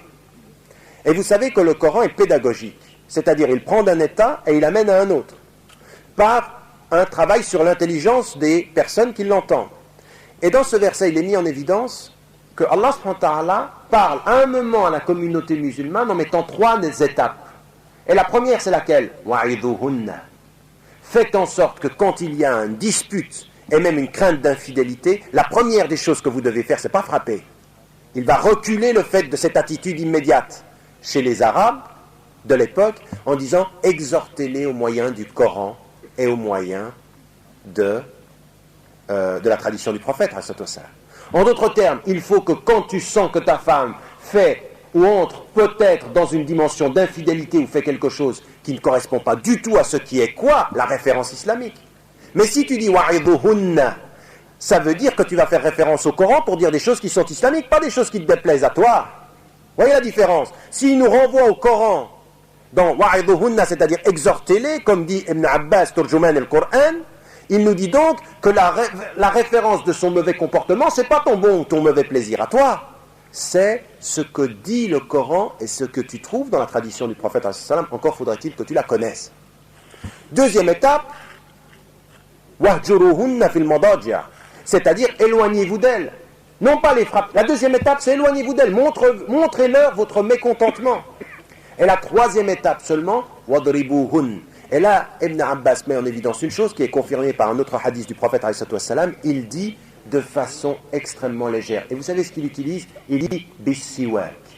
Et le siwak, vous savez ce que c'est? C'est la petite branche avec laquelle on se brossait les dents. Qu'est-ce que vous allez faire avec le siwak? Vous allez manifester vos contentements, vous n'allez pas massacrer votre épouse. À l'aide d'un siwak, vous ne pouvez pas. Or, je vous promets que quand vous êtes en Europe, et même parfois en Afrique, il y a des femmes qui ressortent de relations de couple et de violence, elles sont dans un sacré état. Elles sont véritablement maltraitées. Et là, regardez, Allah SWT prend les musulmans arabes auxquels est révélé le Coran, leur mettant 3 étapes avant d'arriver à cette étape. Et Ibn Abbas radiallahu anhu dit attention, uniquement pour manifester votre mécontentement. Mais c'est pas tout. Il y a encore un autre enseignement, parce que nous devons utiliser le Coran, mais la deuxième source, quelle est-elle? Notre prophète, alayhi wassalam. Or, il n'y a pas un hadith, pas une version, ni dans Ibn Hisham, ni dans aucune version de la vie du prophète, sallallahu alayhi wa sallam, qui met en évidence qu'il ait levé la main sur une de ses femmes. Or, c'est d'autres exemples. Donc, on doit comprendre la pédagogie du Coran et la réalité du prophète, alayhi wassalam. لَقَدْ كَانَ لَكُمْ فِي رَسُولِ اللَّهِ أُسْوَةٌ حَسَنَةٌ. Il y a dans l'exemple du prophète le meilleur des exemples. Et donc pour nous, c'est lui qu'on doit suivre. Et si on doit suivre, c'est éviter absolument la violence parmi nous. Or, ce n'est vraiment pas aujourd'hui quelque chose qui est bien compris. Et il y en a certains, ça ne fait pas 2 ou 3 minutes, leur mécontentement se traduit en violence. C'est la première des choses également qui est particulièrement importante. Comme également est important maintenant ce que je vais mettre en évidence au niveau simplement des devoirs et des biens. Alors là, je vais simplement faire une énumération, je n'ai pas le temps de prendre le tout dans le mariage, mais simplement, dans cette perspective-là, de nous rappeler, avant que j'en vienne à ces éléments-là, la dimension générale. Regardez comme ça change. 2 êtres qui se réunissent dans l'amour et dans l'affection et dans la miséricorde. 2 êtres qui se concertent ensemble dans leurs affaires et qui deviennent le vêtement l'un pour l'autre. Maintenant, ce que je vais mettre en évidence au niveau simplement des devoirs et des biens. Alors là, je vais simplement faire une énumération, je n'ai pas le temps de prendre le tout dans le mariage, mais simplement, dans cette perspective-là, de nous rappeler, avant que j'en vienne à ces éléments-là, la dimension générale. Regardez comme ça change. 2 êtres qui se réunissent dans l'amour et dans l'affection et dans la miséricorde. 2 êtres qui se concertent ensemble dans leurs affaires et qui deviennent le vêtement l'un pour l'autre. Et le vêtement l'un pour l'autre, comme on l'a dit, dans vraiment une protection affective. Je voulais dire aussi une chose par rapport à ça. Pour devenir le vêtement l'un de l'autre, il faut qu'on soit attentifs les uns aux autres. Et je dis souvent des choses, c'est absolument incroyable.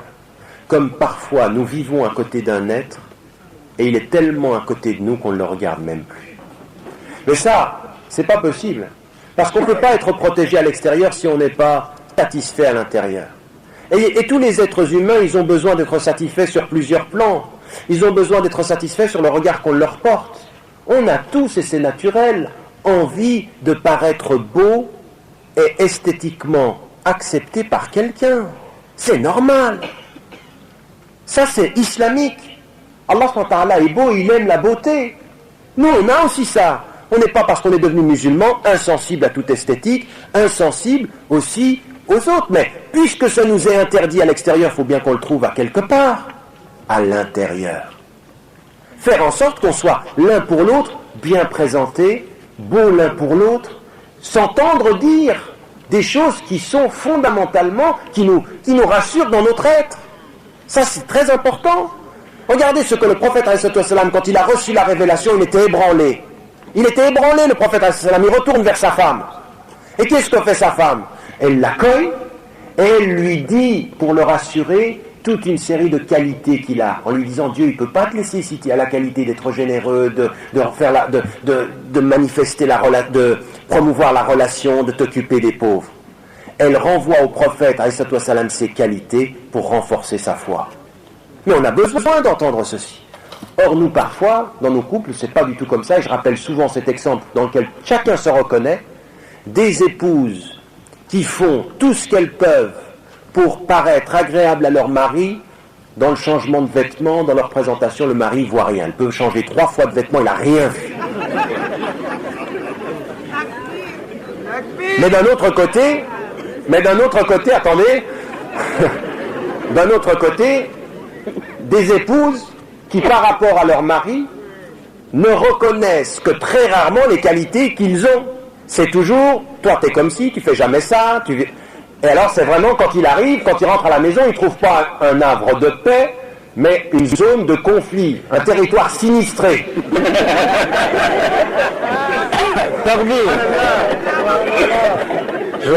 Je vois que vous vous reconnaissez bien, vous êtes à l'image du monde musulman, mais c'est pas très...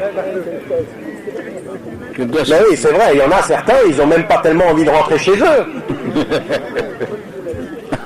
Mais vous voyez bien que les responsabilités sont partagées.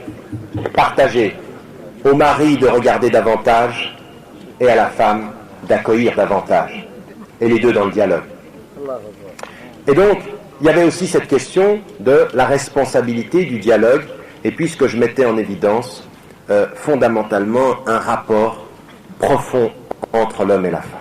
Donc vous voyez que je suis passé de l'être à la question de l'éducation, à la question de la pudeur et maintenant au mariage, et je mettrai en évidence simplement une chose. On a souvent mis en évidence qu'en islam, il y avait des discriminations, et particulièrement celle de l'héritage, en disant un homme reçoit le double de la femme. Et là, de ce point de vue-là, il faut que vous soyez très très au clair de ce point de vue, sur cette question. L'homme reçoit le double de la femme, non pas sur ce fait seulement. Cela revient à ce que j'ai dit tout à l'heure, à leurs devoirs respectifs. La femme, quand elle reçoit un bien, elle le garde pour elle, et personne, même son mari, ne peut lui demander de savoir comment elle l'utilise. Elle n'a pas à l'utiliser pour sa famille, il est à elle. Or, l'homme a beaucoup plus de charges. Il reçoit le double, mais il doit dépenser pour sa famille, et voire dépenser pour sa sœur ou ses autres frères qui sont dans le besoin. La charge de l'homme est autrement plus importante sur le plan financier que la charge de la femme. Une femme qui reçoit un héritage reçoit un bien personnel et inaliénable. Entendez bien, personnel et inaliénable. Même son mari ne peut pas lui demander « Qu'est-ce que tu fais de cet argent ?» C'est le mien, je n'ai pas à le donner à la famille. Sauf s'il y a un accord entre eux, mais c'est son argent. Or, l'homme, lui, il a des charges. Raison pour laquelle cette question de l'héritage va dans ce sens-là. Donc, ça c'est la question des biens. Tout ce qui appartient à la femme dans le cadre de sa vie personnelle lui est inaliénable. Et vous voyez l'indépendance financière de ce point de vue-là. Même dans une situation où une femme travaille, c'est dans l'accord qu'elle a avec son mari qu'elle mettra de l'argent dans le couple. Mais elle peut dire, non, cet argent est le mien. Elle peut le dire, mais c'est dans un accord de couple qu'on va faire en sorte que la femme travaille pour savoir si c'est nécessaire ou pas qu'elle travaille. Donc son argent est le sien. Le droit par rapport au mariage. Alors souvent on met en évidence le fait que la femme, de ce point de vue-là, sur la question du mariage, elle n'a pas le choix. Or on sait très bien qu'une femme était allée vers le prophète et qu'elle avait mis en évidence le fait que son père l'avait mariée sans son consentement. Et elle est allée poser la question du prophète, et le prophète était prêt a annulé le mariage. Elle a dit non, je suis satisfaite, mais c'était simplement pour que les femmes sachent que ceci ne peut pas être. En d'autres termes, une femme, elle se marie avec son consentement. Qu'elle soit vierge ou déjà mariée, le silence qu'elle fera à la proposition de ses parents, par exemple, est un consentement, mais son consentement est nécessaire. Et là, on ne marie pas quelqu'un contre le consentement ou contre son consentement.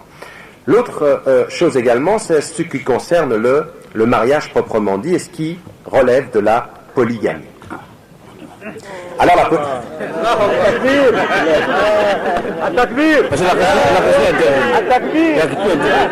est là. Je vais en parler. Sujet sensible, extrêmement sensible. Oui, dis-moi. La question de la polygamie. En islam, effectivement, sur la base du verset de Surat An-Nisa, la polygamie est quelque chose qui est considéré comme possible et autorisé en islam. Avec bien entendu des conditions. Et la conditionnalité, c'est bien entendu à partir du moment où il y a un mariage avec plusieurs épouses et que ceci est un fait, l'égalité parfaite dans le traitement. Non pas au niveau des sentiments, parce que les sentiments on ne les gère pas, mais au niveau des biens, c'est une nécessité en matière de temps donné, en matière d'argent donné, en matière d'entretien, égalité entre les épouses. Mais avant qu'on en arrive à cette situation, il faut savoir une chose. Et là, je le dis avec force pour que ce soit entendu, parce que souvent, on ne donne pas cet enseignement, or il existe en islam. Là, et ce que mettent aussi en évidence aussi les savants musulmans, c'est que l'orientation de l'islam s'oriente vers la priorité de la monogamie, avec la possibilité de la polygamie. C'est pas la règle, la polygamie, c'est pas la règle, c'est la possibilité. Non, mais ça tous les... Le modérateur.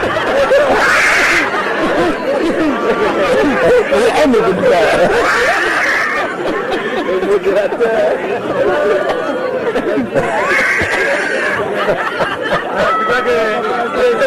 On va le faire.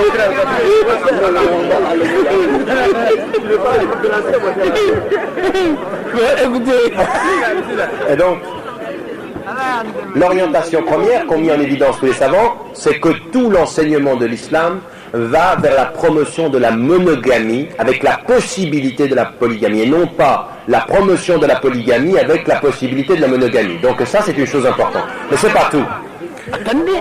Il y a plusieurs avis juridiques. Il y a plusieurs avis juridiques sur la question. Et il y a une chose qui est importante. Vous savez que l'islam régit le mariage, non pas comme un sacrement comme dans l'église catholique, mais par un contrat. Ahd al-nikah, c'est-à-dire le contrat de mariage. Or, de ce point de vue-là, dans le contrat, il est possible, selon en tout cas une école, l'autre est un tout petit peu distinct sur ses avis, en particulier l'école malikite, mais l'école dont je vous parle ici est l'école hanbalite. Ibn Hanbal met en évidence une chose importante sur la question du contrat de mariage. Le contrat de mariage stipule les clauses sur la base desquelles une femme se marie avec un homme. Vous êtes d'accord ? C'est effectivement, on se marie sur ces conditions-là, et là, on va déterminer la dot, etc. Et il met en évidence, l'école hanbalite met en évidence, que parmi les conditions qui peuvent être adjointes au contrat, sur la base du hadith du prophète qui dit que parmi les conditions d'un contrat, il y a ceux qui mettent à égalité les deux contractants, eh bien, sur cette base-là, et d'autres références que je n'ai pas le temps de dire, il est possible à une femme, au moment de son contrat de mariage, de faire stipuler qu'elle refuse la polygamie. Et donc, de ce point de vue-là, c'est clair, elle peut, mais c'est ça notre problème, c'est que beaucoup de femmes ne savent pas cela, qu'elles ont signé un contrat de mariage ou fait signer un contrat de mariage en non-connaissance de cause, et ça prouve bien qu'en islam, c'est une question d'éducation, que les femmes connaissent leurs droits. Mais selon cette école-là, et donc quand une école le dit et qu'elle est reconnue, on peut effectivement, ça devient silencieux du côté des frères, qu'en fait, une femme peut mettre sur son contrat de mariage qu'elle ne veut pas que son mari se remarie. Et que si le mari épouse cette femme avec cette condition, il est dans l'obligation de respecter cette dimension. Comme il est mis également en évidence le fait que Il faudra écouter la cassette. Je répète simplement que dans l'école Hanbalite, il est mis en évidence qu'une femme peut mettre dans son contrat de mariage le fait qu'elle ne veut pas elle ne veut pas que son mari épouse une autre femme et qu'il ne peut pas de ce point de vue-là, une fois qu'il a accepté ce contrat, dès qu'il l'accepte, il faut qu'il l'accepte, bien sûr. Ah ben oui, il faut qu'il accepte le contrat. Un contrat, c'est sur l'acceptation des deux. Mais une fois qu'il a signé, si après il lui dit non, je ne veux pas t'épouser parce que moi, peut-être... alors voilà, c'est fini.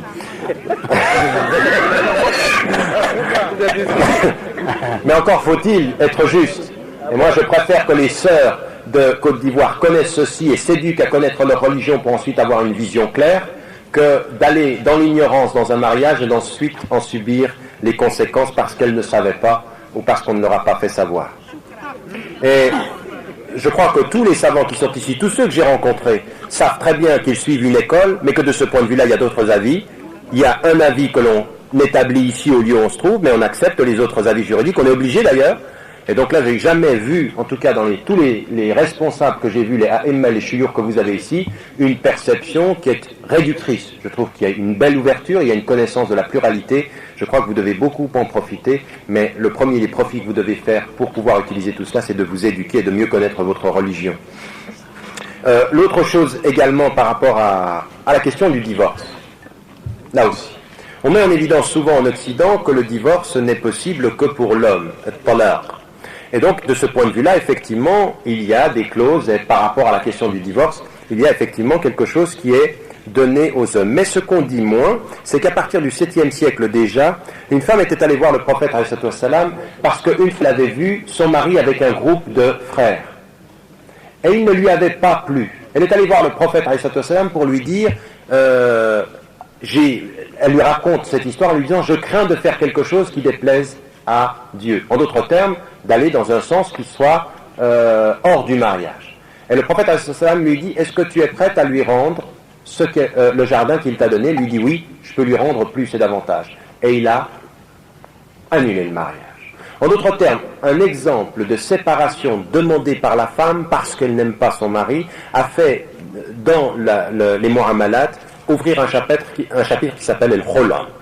La possibilité pour la femme de demander la séparation, bien entendu pas simplement comme ceci, pour une demande extrêmement expresse et précise, mais la possibilité pour la femme de se séparer de son mari, de son choix, est donnée. C'est peu connu, mais ça existe. Et là, de ce point de vue-là, il faut demander à mieux connaître tout ce chapitre-là. On n'a pas le temps de l'étudier, mais c'est une chose qui est de l'islam. Le divorce est reconnu possible en islam du côté de la femme depuis le 7e siècle, et non pas depuis plus récemment. Et ça, c'est aussi une chose qui vient des hadiths. Là, je ne suis pas en train de vous raconter des choses, c'est des hadiths du prophète ﷺ, de Bukhari ou Muslim. Et donc le rôle, dans tous les livres de fiqh, existe. Et il est une des dimensions de la possibilité d'une séparation demandée par la femme à partir du moment où elle lui restitue dans sa totalité. Et puis même chez certains, pas complètement dans sa totalité, si la faute incombe vraiment à l'homme pour un comportement négatif ou anti-islamique. De ce point de vue-là, tout ne doit pas lui être rendu.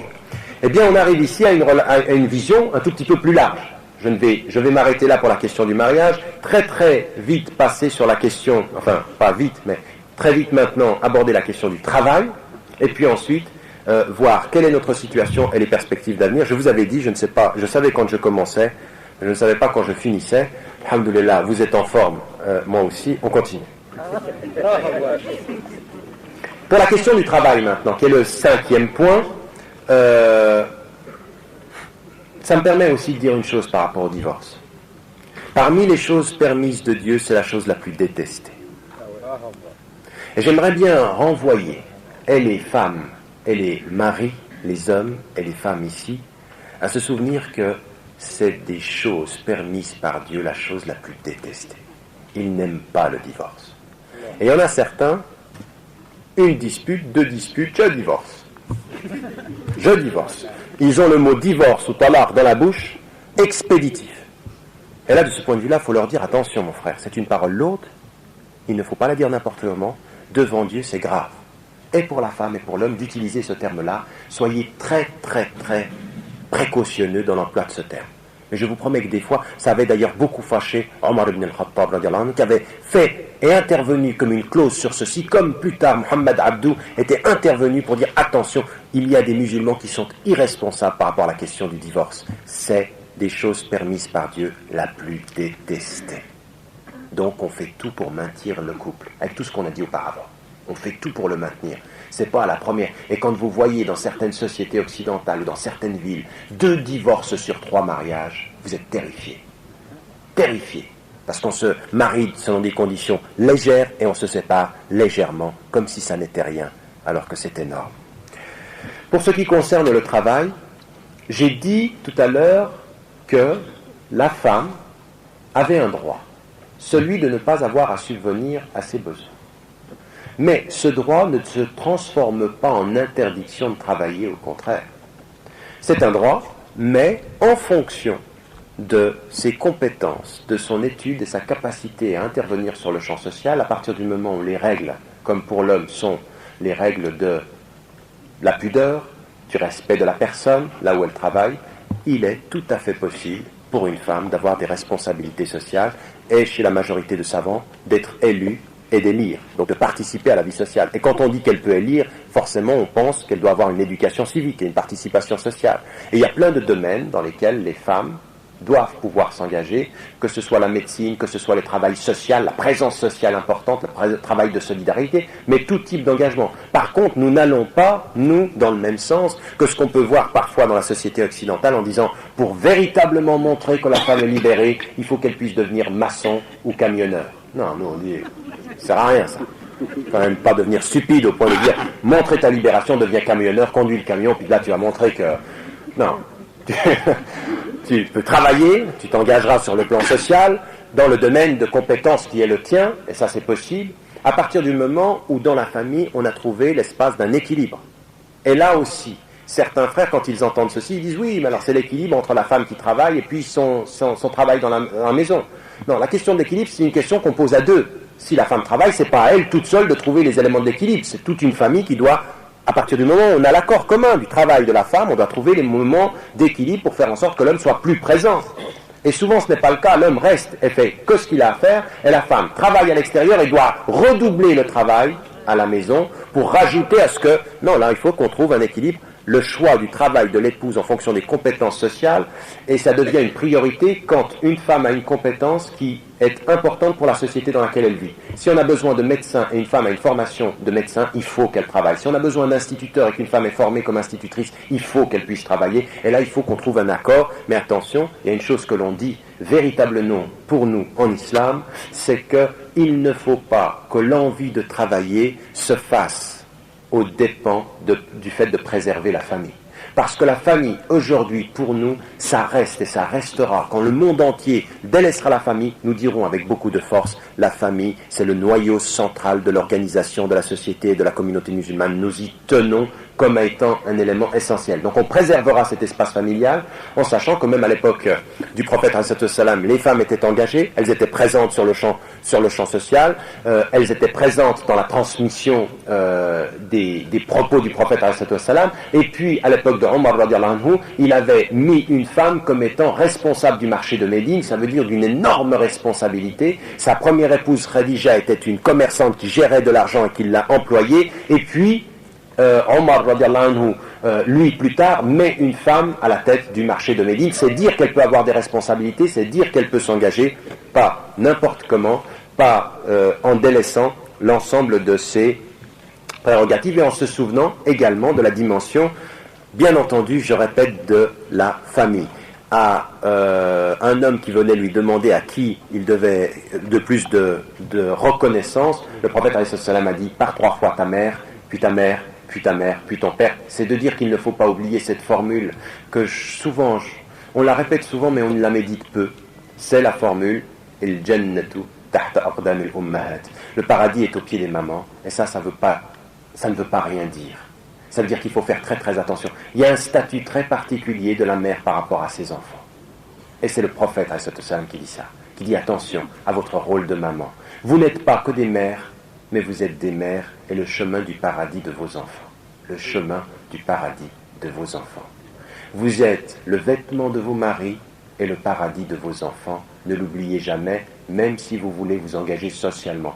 Parce que devant Dieu, vous engager socialement pour être moins une mère et moins un vêtement, c'est pas ça qui vous fera rentrer plus facilement au paradis. Wallahu a'lam. Donc je crois que là-dessus il faut beaucoup travailler en sachant simplement que c'est quelque chose qu'il faut préserver. Dans le Coran, il est dit وَقَضَى رَبُّكَ أَلَّا تَعْبُدُوا إِلَّا إِيَّاهُ وَبِالْوَالِدَيْنِ إِحْسَانًا. C'est très important. Tout de suite, le deuxième commandement après l'unicité de Dieu, c'est le fait d'avoir un respect fondamental pour ses parents. Et pour avoir des parents, il faut avoir une famille. Et pour avoir une famille, il faut avoir un équilibre. Et pour avoir un équilibre, il faut le penser à deux et ne pas se disperser dans le travail pour se faire plaisir soi-même et oublier la dimension familiale. Nous avons là l'ensemble des prescription islamique. Et je crois que c'est très important pour répondre aussi à votre question, je m'y engage immédiatement. En disant simplement une chose, quand on a dit tout ce que je viens de dire, on peut se poser la question, mais comment se fait-il qu'on soit si loin de cela? Parce que vous avez bien compris, depuis le temps que je suis en train d'en parler, nous sommes à des kilomètres de la réalisation de ceci. Et en matière de connaissance, et en matière d'application, nous sommes loin de la réalité de ces droits qui doivent être donnés à la femme, sur le plan, je répète, de l'être, sur le plan de l'éducation, sur le plan de la pudeur, sur le plan du mariage et sur le plan du travail dans la société. Vous vous rendez bien compte qu'on est loin. D'où ça vient? Ça vient sans doute, et je m'arrêterai sur cela, à trois choses. La première des choses, elle est très importante, c'est le mélange que nous faisons souvent entre les principes islamiques et les habitudes culturelles et les coutumes. S'il y a des choses qui viennent de culture campagnarde, par exemple, ou d'attitudes ancestrales, c'est bien, on les acceptera tant qu'elles ne sont pas à l'encontre de quelque chose d'islamique. Mais aujourd'hui, c'est pas ce qu'on fait, et en particulier sur les femmes. Au nom de coutumes patriarcales ancestrales, on prive les femmes d'éducation, et c'est leur droit. Donc on n'ira pas suivre la coutume quand cette coutume va à l'encontre d'un droit islamique. On changera la coutume pour le droit. Et on ne respectera pas la coutume contre le droit islamique. Ça, c'est la seule chose en matière de diversité culturelle sur laquelle il n'y a pas de discussion. On accepte toute diversité culturelle tant qu'elle ne rend pas permis un interdit ou qu'elle n'interdise pas un permis ou qu'elle ne va pas à l'encontre d'un droit que quelqu'un a. Première dimension, c'est vrai, la culture a pris souvent le dessus sur le droit que donne l'islam et de ce point de vue-là, il faut lutter comme vous avez, vous êtes peut-être moins touchés ici, je n'en sais rien, mais par exemple, à ceux qui ont voulu mettre en évidence, par exemple, sur la question de l'excision, c'est islamique. Non, le prophète s'est tu quand on lui a posé la question, il a simplement parlé du fait d'effleurer s'il fallait le faire, mais tout ce qui ressort de l'enseignement du prophète, c'est que ce n'est pas une obligation de l'islam, ça n'a rien à voir avec la circoncision, et que là on a fait des mélanges, mais sur d'autres plans également. Donc première question, première dimension, c'est le mélange du culturel et du religieux. Et nous, on doit extraire le religieux pour orienter le culturel. Écoutez-moi bien, extraire le religieux de sa lecture culturelle pour réorienter le culturel. C'est-à-dire dire, voilà les principes islamiques, maintenant dans notre culture, il y a des choses qui ne vont pas, on la réoriente vers plus d'islam. Ça, c'est une chose qui est nécessaire. Et maintenant, la deuxième des causes, quelle est-elle? La deuxième des causes, c'est tout ce qui concerne l'éducation. Le déficit de l'éducation et de la promotion de l'éducation est le véritable point central de notre déficit. Quand on est peu éduqué, on ne peut pas défendre ses droits parce qu'on ne les connaît pas. Or, pendant de longues années, les femmes n'ont pas eu accès au savoir, pas eu accès à la connaissance de l'islam. Et alhamdoulilah, aujourd'hui, et en particulier, vous en êtes un exemple ce soir, et il faut remercier aussi les frères avec vous, parce que je crois que c'est une lutte qu'ils ont bien compris qu'il fallait mener à deux. Moi, j'entends des frères qui sont très contents de ce que les femmes sont en train de faire. Ça, il faut que vous l'entendiez aussi, parce que ça doit vous donner un encouragement. Quand vous avez un frère, deux frères qui viennent d'Europe et qui entendent d'autres frères qui leur disent « c'est bien, les femmes sont en train de se bouger et de se mobiliser », et que quand vous allez au Pakistan et que des gens vous disent « aujourd'hui, dans notre commune, dans notre association, ce sont les femmes qui sont plus importantes », quand vous allez en Malaisie et qu'on vous dit « les femmes sont extrêmement présentes », quand vous allez en Europe et que vous voyez que dans des conférences, les femmes sont la moitié de la présence de la salle, quand vous allez aux États-Unis et que vous voyez le mouvement des femmes noires américaines, musulmanes extrêmement important, quand vous venez ici en Afrique et que vous voyez c'est la même chose, ben vous vous dites on est, alhamdoulilah, sur la bonne voie. Non pas les femmes contre les hommes, mais les hommes et les femmes contre tout ce qui discrimine, pour tout ce qui réoriente notre société vers plus d'islam, et c'est l'application de ces droits. Donc ça, on est dans une bonne dynamique. C'est pas suffisant, mais c'est dans la bonne voie. Et le troisième facteur, donc j'ai parlé, de la situation, laquelle? La situation du mélange culturel et religieux, 2, du déficit d'éducation, et puis 3, il faut le reconnaître, une certaine compréhension de l'islam chez certains ulama, qui parfois nous donnent l'impression qu'ils veulent préserver des droits. Et moi, je crois, on en a parlé avec certains ici, on se rend compte que parfois, il y en a qui ont une lecture extrêmement réductrice eux-mêmes du texte. Et ça, il y a 2 attitudes à avoir. Quand la personne dit quelque chose qui est une interprétation agréée par les savants, ok, on accepte, on respecte. Si toi tu penses ceci, tu penses ceci, nous on pense autre chose, mais on se respecte. Je ne suis pas moins musulman ou moins musulmane que toi parce que je ne pratique pas ce que tu dis.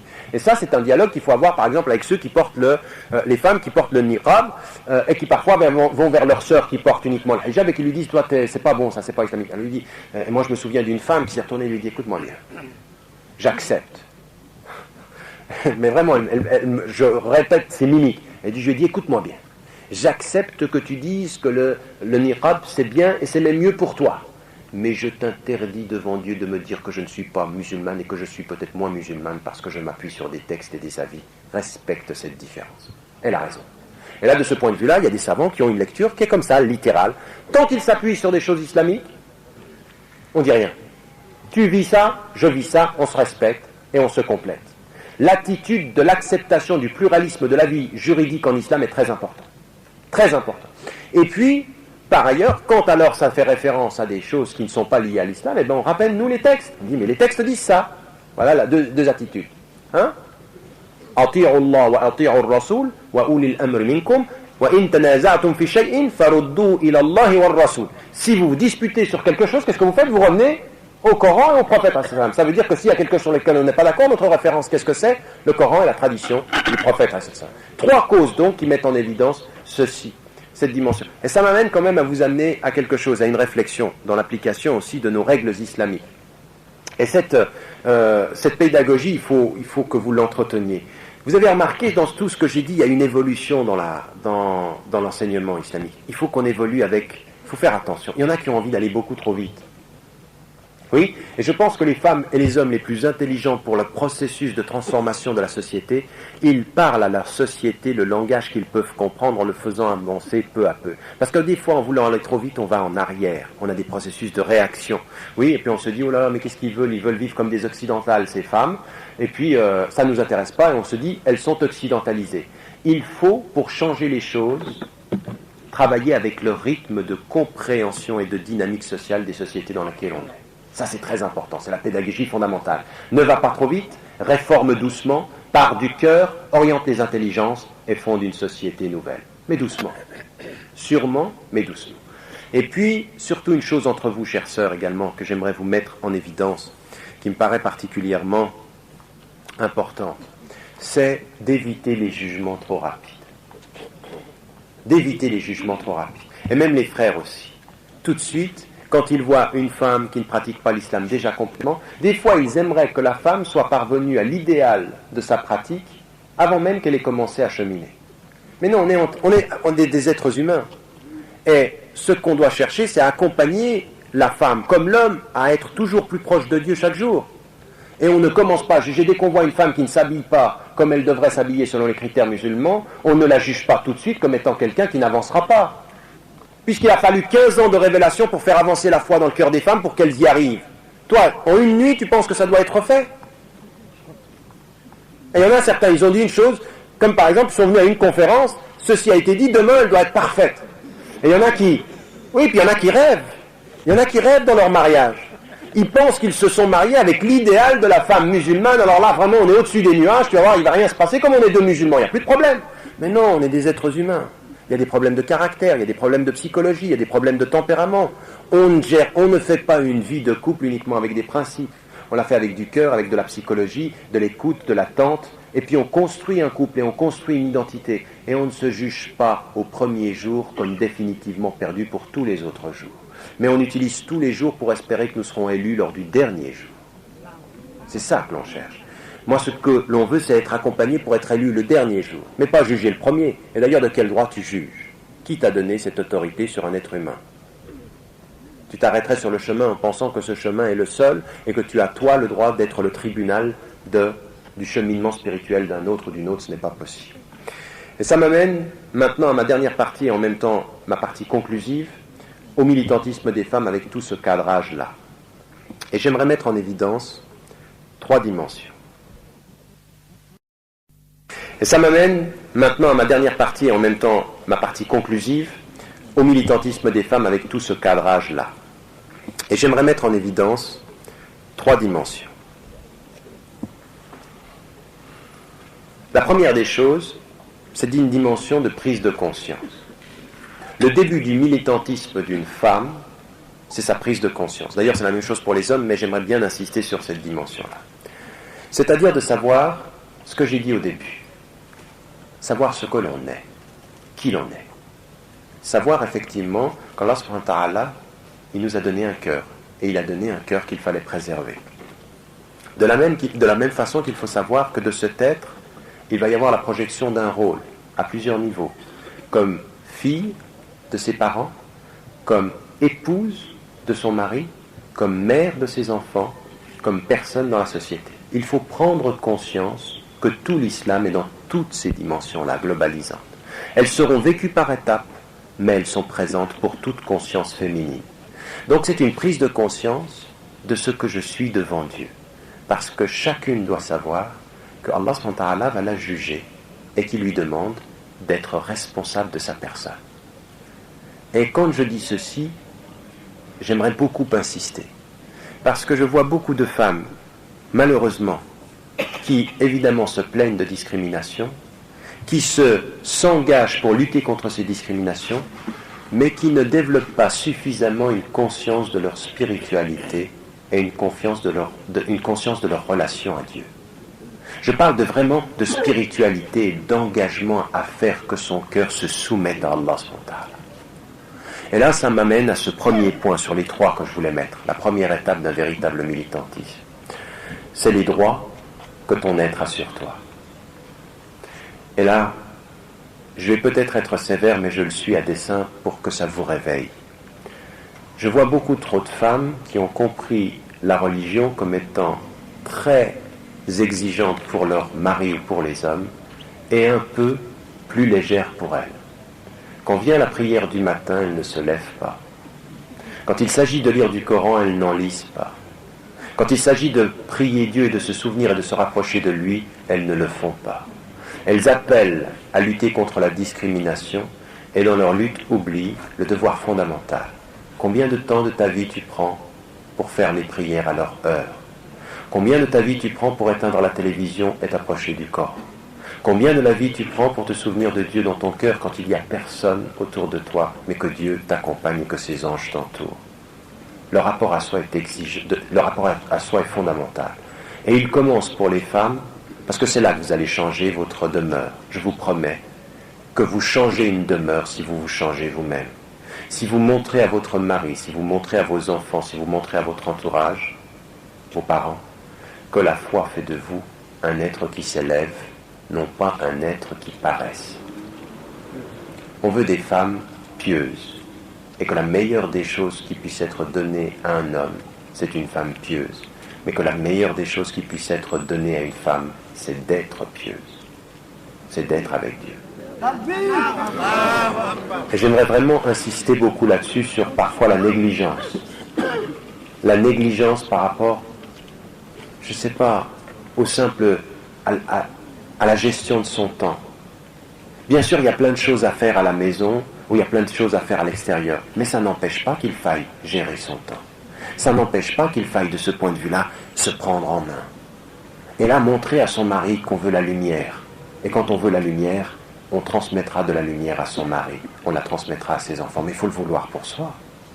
En d'autres termes, il faut que vous vous posiez bien la question. Ce soir, comme tous les jours de votre vie, est-ce que vous voulez vraiment le paradis? Est-ce que vous voulez vraiment le paradis?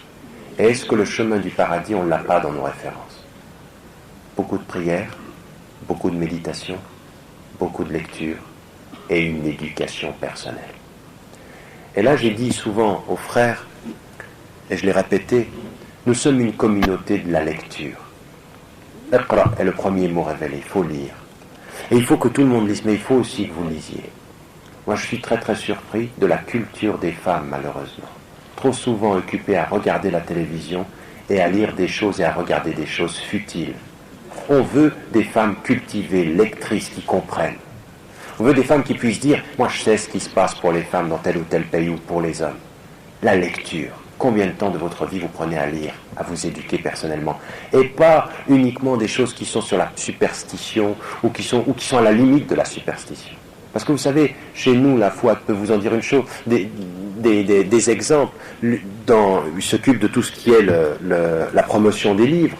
Mais on s'aperçoit que les livres qui ont presque le plus de succès dans la communauté musulmane, par exemple en Europe, ce n'est pas des livres d'édification religieuse ou de la foi. Non. Vous savez qu'est-ce qui intéresse les gens?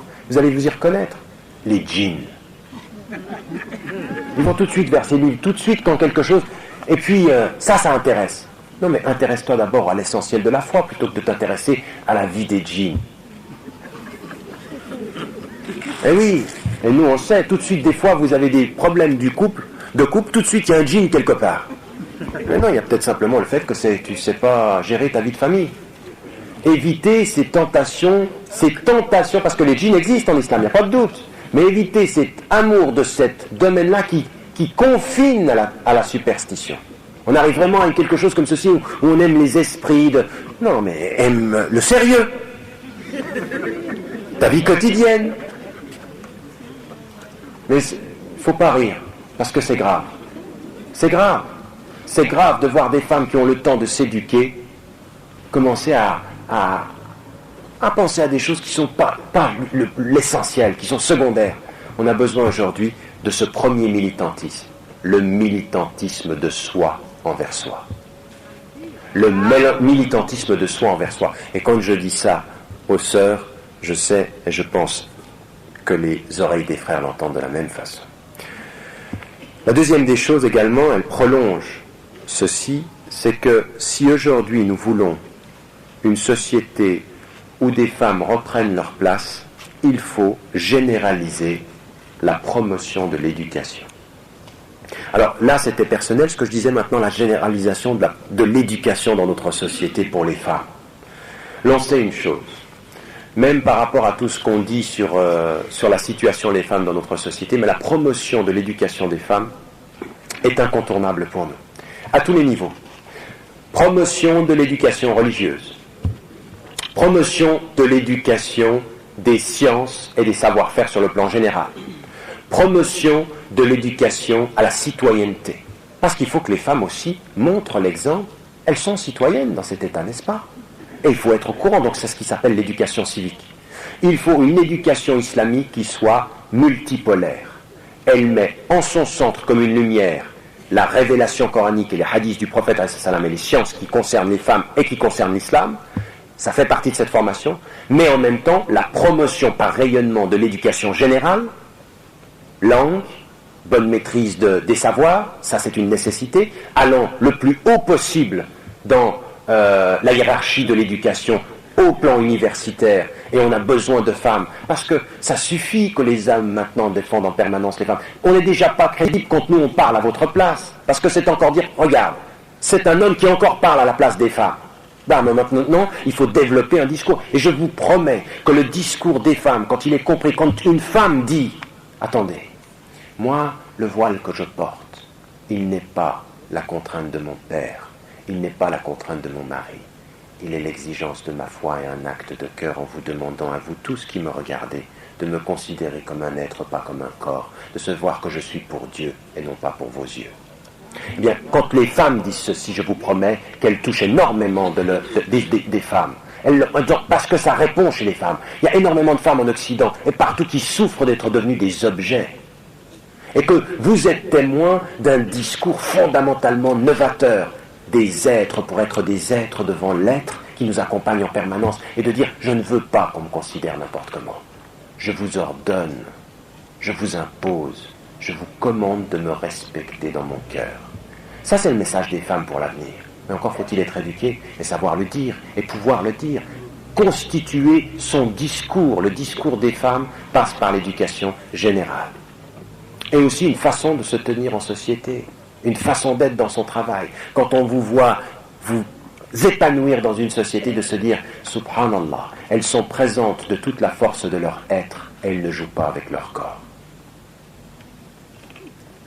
C'est pas rien de dire ça aux sociétés aujourd'hui. Mais ça, il faut s'engager à l'éducation. Le troisième plan, c'est l'équilibre dans son engagement. En disant simplement une chose. Le prophète ﷺ avait mis en évidence que le djihad des femmes était à la maison. Et que de ce point de vue-là, je sais que certaines attendent qu'un engagement fort, un encouragement fort pour l'engagement extérieur, je crois l'avoir fait. Mais en même temps que je l'ai fait, je ne saurais trop insister sur la nécessité pour nous tous d'ailleurs, frères et sœurs, d'un engagement militant pour sa famille. Le militantisme total pour préserver, nourrir et orienter l'espace familial. Être à l'écoute de son mari, être à l'écoute de sa femme, être à l'écoute de ses enfants. Et là, j'aimerais vraiment vous dire une chose, c'est que l'avenir, c'est l'écoute aussi de ses enfants. Vous êtes dans une société, et de plus en plus dans l'éducation, vous le verrez d'ailleurs, on pousse les enfants à dialoguer, à discuter, et dans la famille, parfois, on leur impose le silence. Et quand un enfant trouve le silence chez soi et le dialogue à l'extérieur, il ira à l'extérieur plutôt que de rester à la maison. Et donc il faut tous qu'on comprenne que c'est un djihad de toute une communauté, au nom de la famille, pour la famille, devant Allah subhanahu wa ta'ala, de faire ce que nous avons à faire. Et là, c'est aussi un engagement militant. Il faut devenir des militants de la famille. À deux, ensemble, pas les uns contre les autres.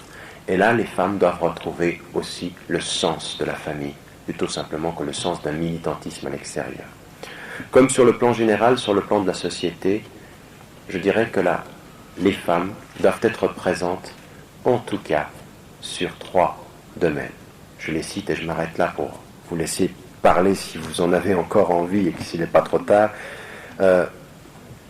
Sur la question de la société, il y a tout un domaine qui est la solidarité. Il y a tout un travail de solidarité et de prise en charge des personnes qui sont pauvres, des personnes qui sont dans la nécessité, des personnes qui sont âgées, que les femmes doivent aussi considérer comme étant leur domaine.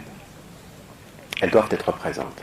Alors vous avez une association des femmes en Côte d'Ivoire. Il faut développer sur le plan local des activités féminines de prise en charge de la pauvreté d'une façon et d'une autre. Et ça ne demande pas d'être un grand savant, ni d'avoir des compétences surhumaines, ça demande d'avoir du cœur, d'avoir un peu de discipline dans la gestion de son temps et un engagement dans la solidarité. Ça, c'est une question qui est nécessaire, vous pouvez le faire, et ça peut rayonner sur plusieurs plans, sur tout ce qui est médical, sur tout ce qui est l'accompagnement de la santé, tout ça, c'est un domaine sur lequel il faut travailler. Le deuxième plan, c'est un autre plan. Vous remerciez souvent Allah subhanahu wa ta'ala d'être là ce soir, non pas pour la conférence, parce que si vous êtes là ce soir, c'est pas l'instrument d'une conférence, mais c'est parce que déjà, Allah subhanahu wa ta'ala vous a donné la possibilité de vous préoccuper de ces problèmes. Et je vous demande l'espace de quelques instants de penser à toutes les femmes et toutes les jeunes filles qui ne sont pas là, parce qu'elles ne savent même pas qu'il y a une conférence et parce qu'elles n'ont pas la moitié du quart d'une éducation islamique ou même un grain d'éducation islamique dans leur cœur.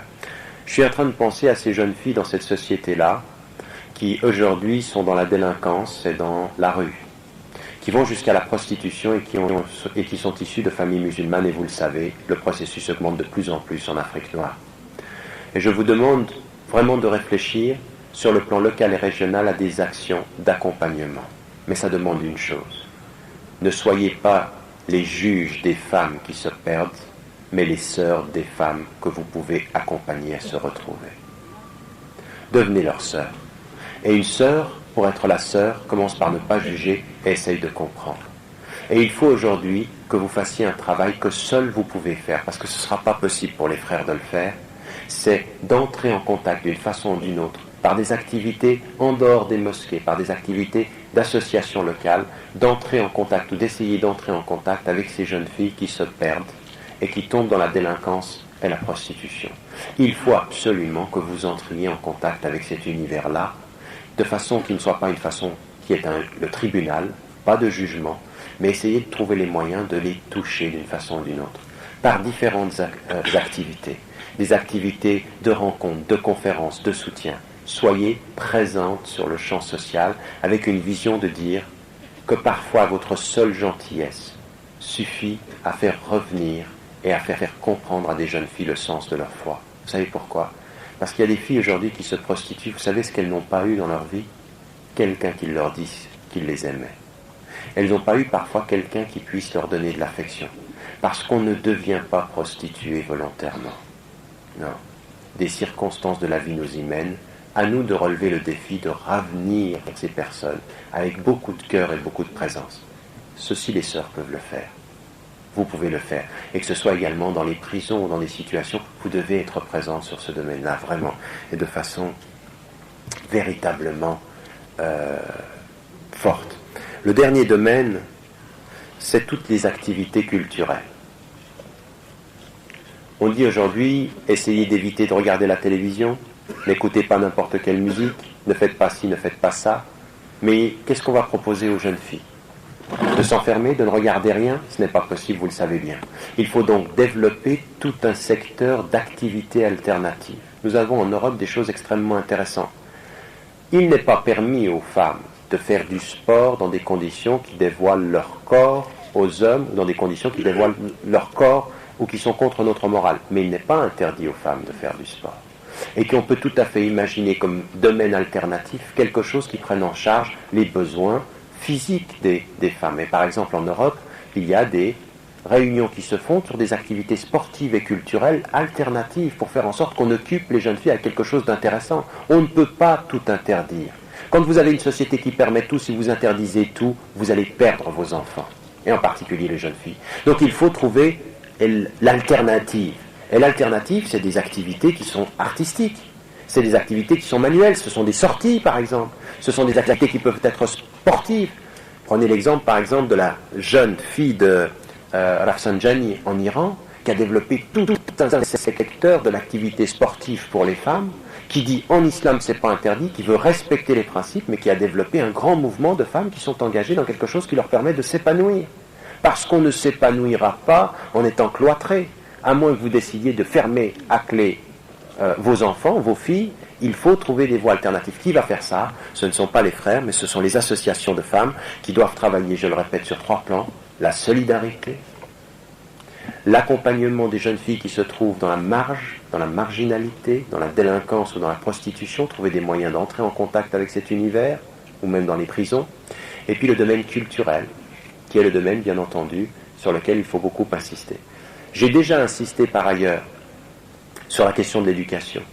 Et là aussi, je veux quand même en dire un mot. Vous pouvez tout à fait vous engager sur le plan social à développer des petites structures d'accompagnement de l'éducation des jeunes filles et de votre propre éducation. Ça, c'est par exemple d'aller vers les Aïmma qui sont là, les chouyours, en leur disant écoutez, nous maintenant on veut une formation islamique un peu pointue, de la faire, mais en même temps faire un accompagnement scolaire pour les jeunes filles qui en ont besoin, c'est tout à fait possible. Et il y a suffisamment de femmes en Côte d'Ivoire, en particulier à Abidjan, qui sont formées intellectuellement pour pouvoir promouvoir et donner de leur temps à éduquer leurs sœurs. Voilà les 4 dimensions sur lesquelles je pense on peut réfléchir. Ce militantisme toujours, vous l'avez compris, à la lumière de toute la première partie de ce que j'ai dit, et je pense que la première partie était incontournable. Pour bien comprendre le militantisme, il fallait savoir qui l'on est, et je pense, Inch'Allah, qu'avec une telle explication, vous allez pouvoir avancer un tout petit peu, poser les questions sur les déficits de cette conférence, parce que tout n'a pas été dit, vous imaginez bien, dans le temps que nous avons eu, mais je crois qu'il faut essayer, et je vous rappelle peut-être 2 choses en conclusion, d'être fidèle au message de l'islam. Et la première des fidélités, chères sœurs, c'est d'approfondir votre spiritualité et votre relation avec Dieu. Et quand vous aurez approfondi votre spiritualité et votre relation avec Dieu, vous serez pour la communauté musulmane un excellent rappel des principes qui nous font aller vers Dieu et d'éviter ce qui nous fait aller beaucoup trop vers le monde. Soyez des êtres qui rappellent la spiritualité, qui orientent la communauté et qui participent à sa réforme, Inch'Allah. Jazakumullahu kulla khair. Assalamu alaikum wa rahmatullahi wa barakatuh.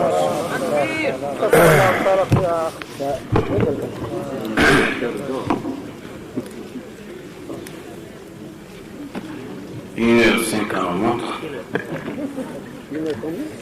1h05. Je pense que on aurait pu encore continuer.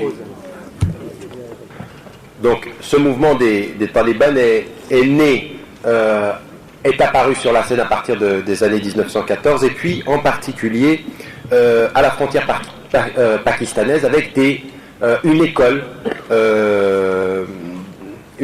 d'enseignement islamique qui a la particularité, bien entendu, d'être particulièrement traditionnaliste et d'avoir une lecture fermée des textes. Ceux dont je parlais, des savants dont je pouvais parler tout à l'heure, font partie tout à fait de cette école-là.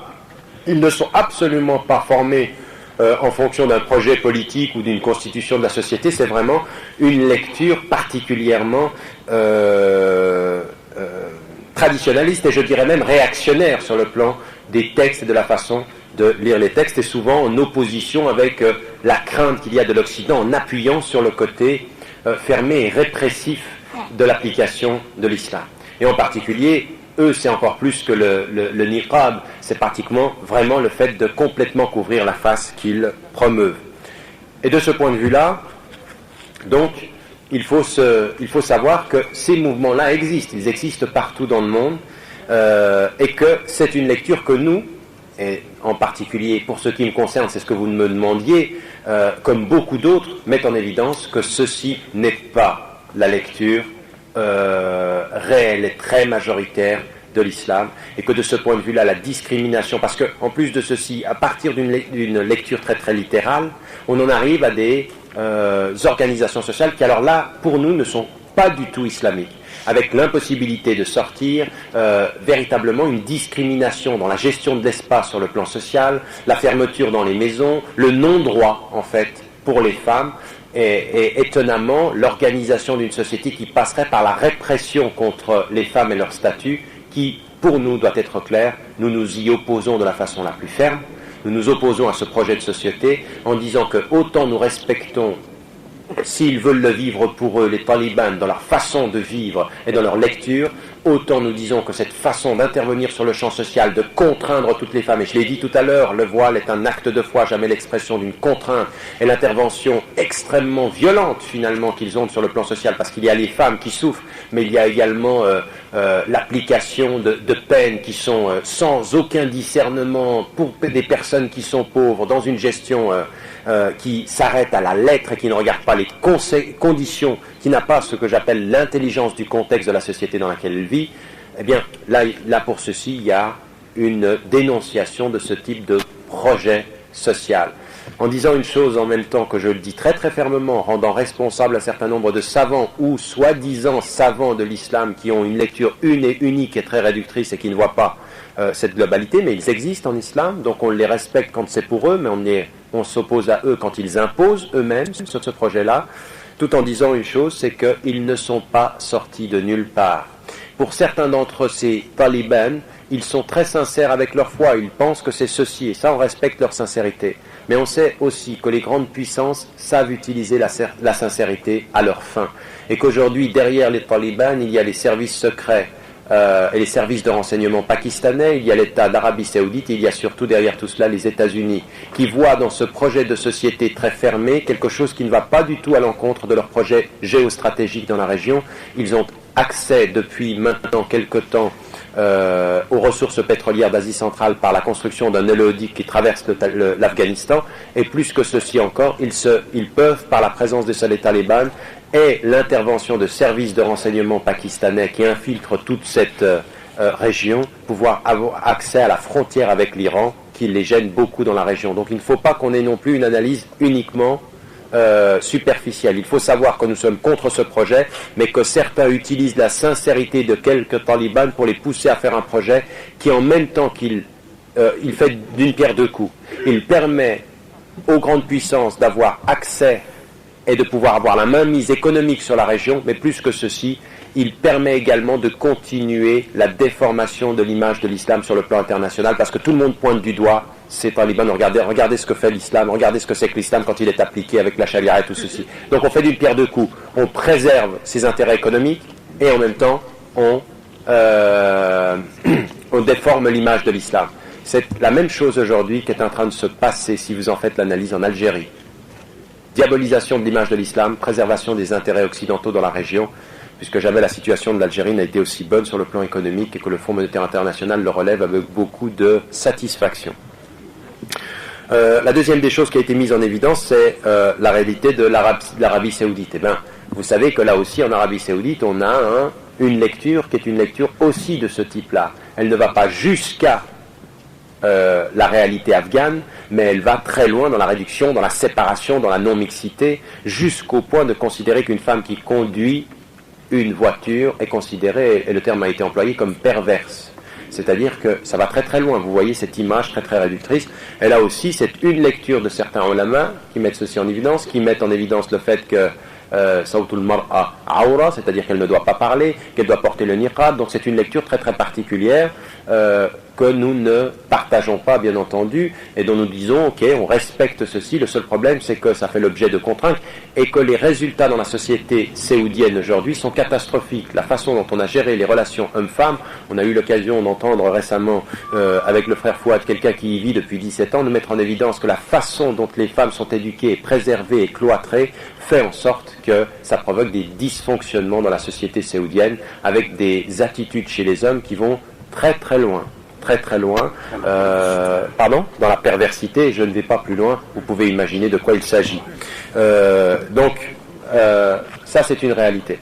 Ce qu'on vous dit aujourd'hui de l'Iran, autant on en a parlé comme étant un projet de société rétrograde au moment où il y avait une forte opposition avec l'Occident, autant même chez les plus réfractaires des chercheurs que j'ai pu rencontrer et qui s'y sont rendus, ils ont mis et ils ont changé de considération et d'évaluation. La société iranienne aujourd'hui parmi les sociétés musulmanes est la plus en avance sur la promotion des femmes. Elle est la plus en avance, c'est la réalité. Il y a évidemment des choses avec lesquelles on peut dire qu'on n'est pas toujours d'accord, comme par exemple l'imposition du voile pour tout le monde. Ça, on peut discuter, il y a des savants qui ont discuté de ceci. Mais en matière de promotion de l'éducation des femmes, phénoménal.